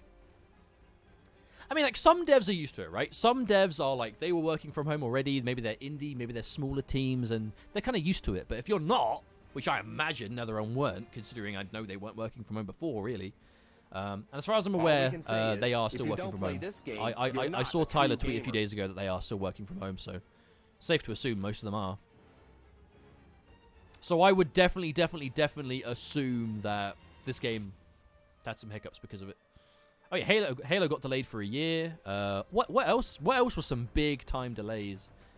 Strive, obviously. Strive was near enough a year delayed from when they originally wanted to bring it out. Yeah, I mean, like, Mamba, that's a whole other discussion. Like, I'm fine with no communication if they have nothing to communicate. But after a certain amount of time, yes, people will definitely get, you know, tired, or they'll feel like they're being ignored or whatever it is. And, you know, people will lash out if they feel like they're being mistreated or disrespected. So I can't say the response was a surprise, which is actually why I'm happy to see confirmation. It's not what I wanted to see. Like, I would love to see MK11 get one more patch. I would love to see the game get some more support right up until whatever their next game is. But at least now that we know it's in black and white, and, you know, I don't feel like anything's been hidden from us, right? At least we know now. Oh, yeah, I know, yeah, Harada said that Tekken's, like, DLC release schedule was completely fucked because of COVID. My favorite MK and my least favorite MK. My favorite MK is Mortal Kombat 9. My least favorite is MK vs. DC. MK vs. DC is the only Mortal Kombat game that I just cannot. I cannot play for what it is. I just do not enjoy that game at all. I don't like it at all. The original MK vs. DC, that is. I wouldn't be against seeing a new one if it was completely different. Because we have no way of knowing what that next project's going to be, right? It's safe to assume it's a game, and there's a million rumors going around as always. You know, we've heard, you know, the Marvel stuff, so DC versus Marvel, who knows? MK versus Marvel, who knows? MK versus DC 2, like... And then there's the really specific one that Lad Bible put out an article on. It was, what was it, Avengers versus X-Men? Which to me sounds weirdly specific. In an interview, Phil Spencer said that we won't feel the real delay effects of COVID until 2022. I can believe that. MK12 for next gen. I mean, if we do see like a new MK in like 3 or 4 years time, and it's like made for next gen by then, like imagine like 4 years into the PS5, how used to it people will be. That'd be sick. Yeah, I don't think we'll see MK12 for a long time. I think we'll get a new game that will probably have the same kind of schedule as this one. So we'll miss a year to the usual release. So I think new game 3 years after new game we'll get new MK in some way. Might not even be MK12. It could be anything, but it'll be MK related, is my guess. It feels weird predicting that when we don't even know what the next game is yet. You think the next NetherRealm game will be playable on PS4? Absolutely, I think that. I think that too. I don't think we're going to see new releases ignore previous gen for years. Hello, Lath, how's it going? Injustice 3? I wouldn't be against Injustice 3. Now, that's the big thing. I haven't heard any potential what this game could be, rumor-wise. I'm yet to see a title and think, no, I don't want that. Like, I'm not the biggest Injustice 2 fan. I don't dislike the game, but it's not for me. You know, it's like... I would have to be in a very specific mood to play Injustice 2, you know. If I'm playing a fighting game that isn't MK, you know, I've got Soul Calibur, I've got Guilty Gear, I've got KI, yeah, I've got old school stuff that I can play with people. Like, for me, Injustice 2 is pretty low on the priority list. But I wouldn't be against Injustice 3 if it was, you know, different. Is Noob Saibot good in this game? Yeah, he's solid. Solid character overall. Big damage. Lots of safety. Really good buttons. Good fatal blow. Just a solid pick, really. I would love to see the MK team. Sorry, I've got a really itchy mustache. I don't know why. I think I've got a big fan on. You can't see it on camera, but it's like blowing dust at me, and it's like blowing my mustache. It's tickling my mustache. But yeah, I'd love to see the MK team work on a new game. I'd love to see Shaolin and Monks too, but I guess that's still technically MK, right? Ah. Blew one of my mustache hairs out. How powerful is this fan? God damn it. But anyway, for the sake of YouTube, I've probably waffled on for quite a lot, but I might edit this, I'm not sure. If not, I'll just throw the whole thing up and timestamp it. But for the sake of YouTube, thank you for watching. This has definitely been the main focus of the channel for like the past 2 years. I will still continue to play MK11. As I said at the end, I do really enjoy the game. I'll still stream it. I'll still do stuff for it. Because there's things like, there's mods, there's the MK11 hook you can do to get some customization stuff out of it. So there's still plenty left to do on the game. But for the sake of YouTube, thank you for watching. I do hope you've enjoyed this very lengthy sit-down talk of just going over the whole ass game, really. And again, this is all my opinion, so please don't just automatically take my word as gospel. But I've seen a lot of this game, I've played a lot of this game, I've commentated a lot of this game, I've organized a lot of events for it, and I've enjoyed it, and I will continue to enjoy it. But thank you very much. I hope you found this informative, whether you've agreed, whether you've disagreed, whatever it is. Thank you for watching. Thank you for spending the last few hours with us. And I'll see you later. Peace out. Take care. See you next time.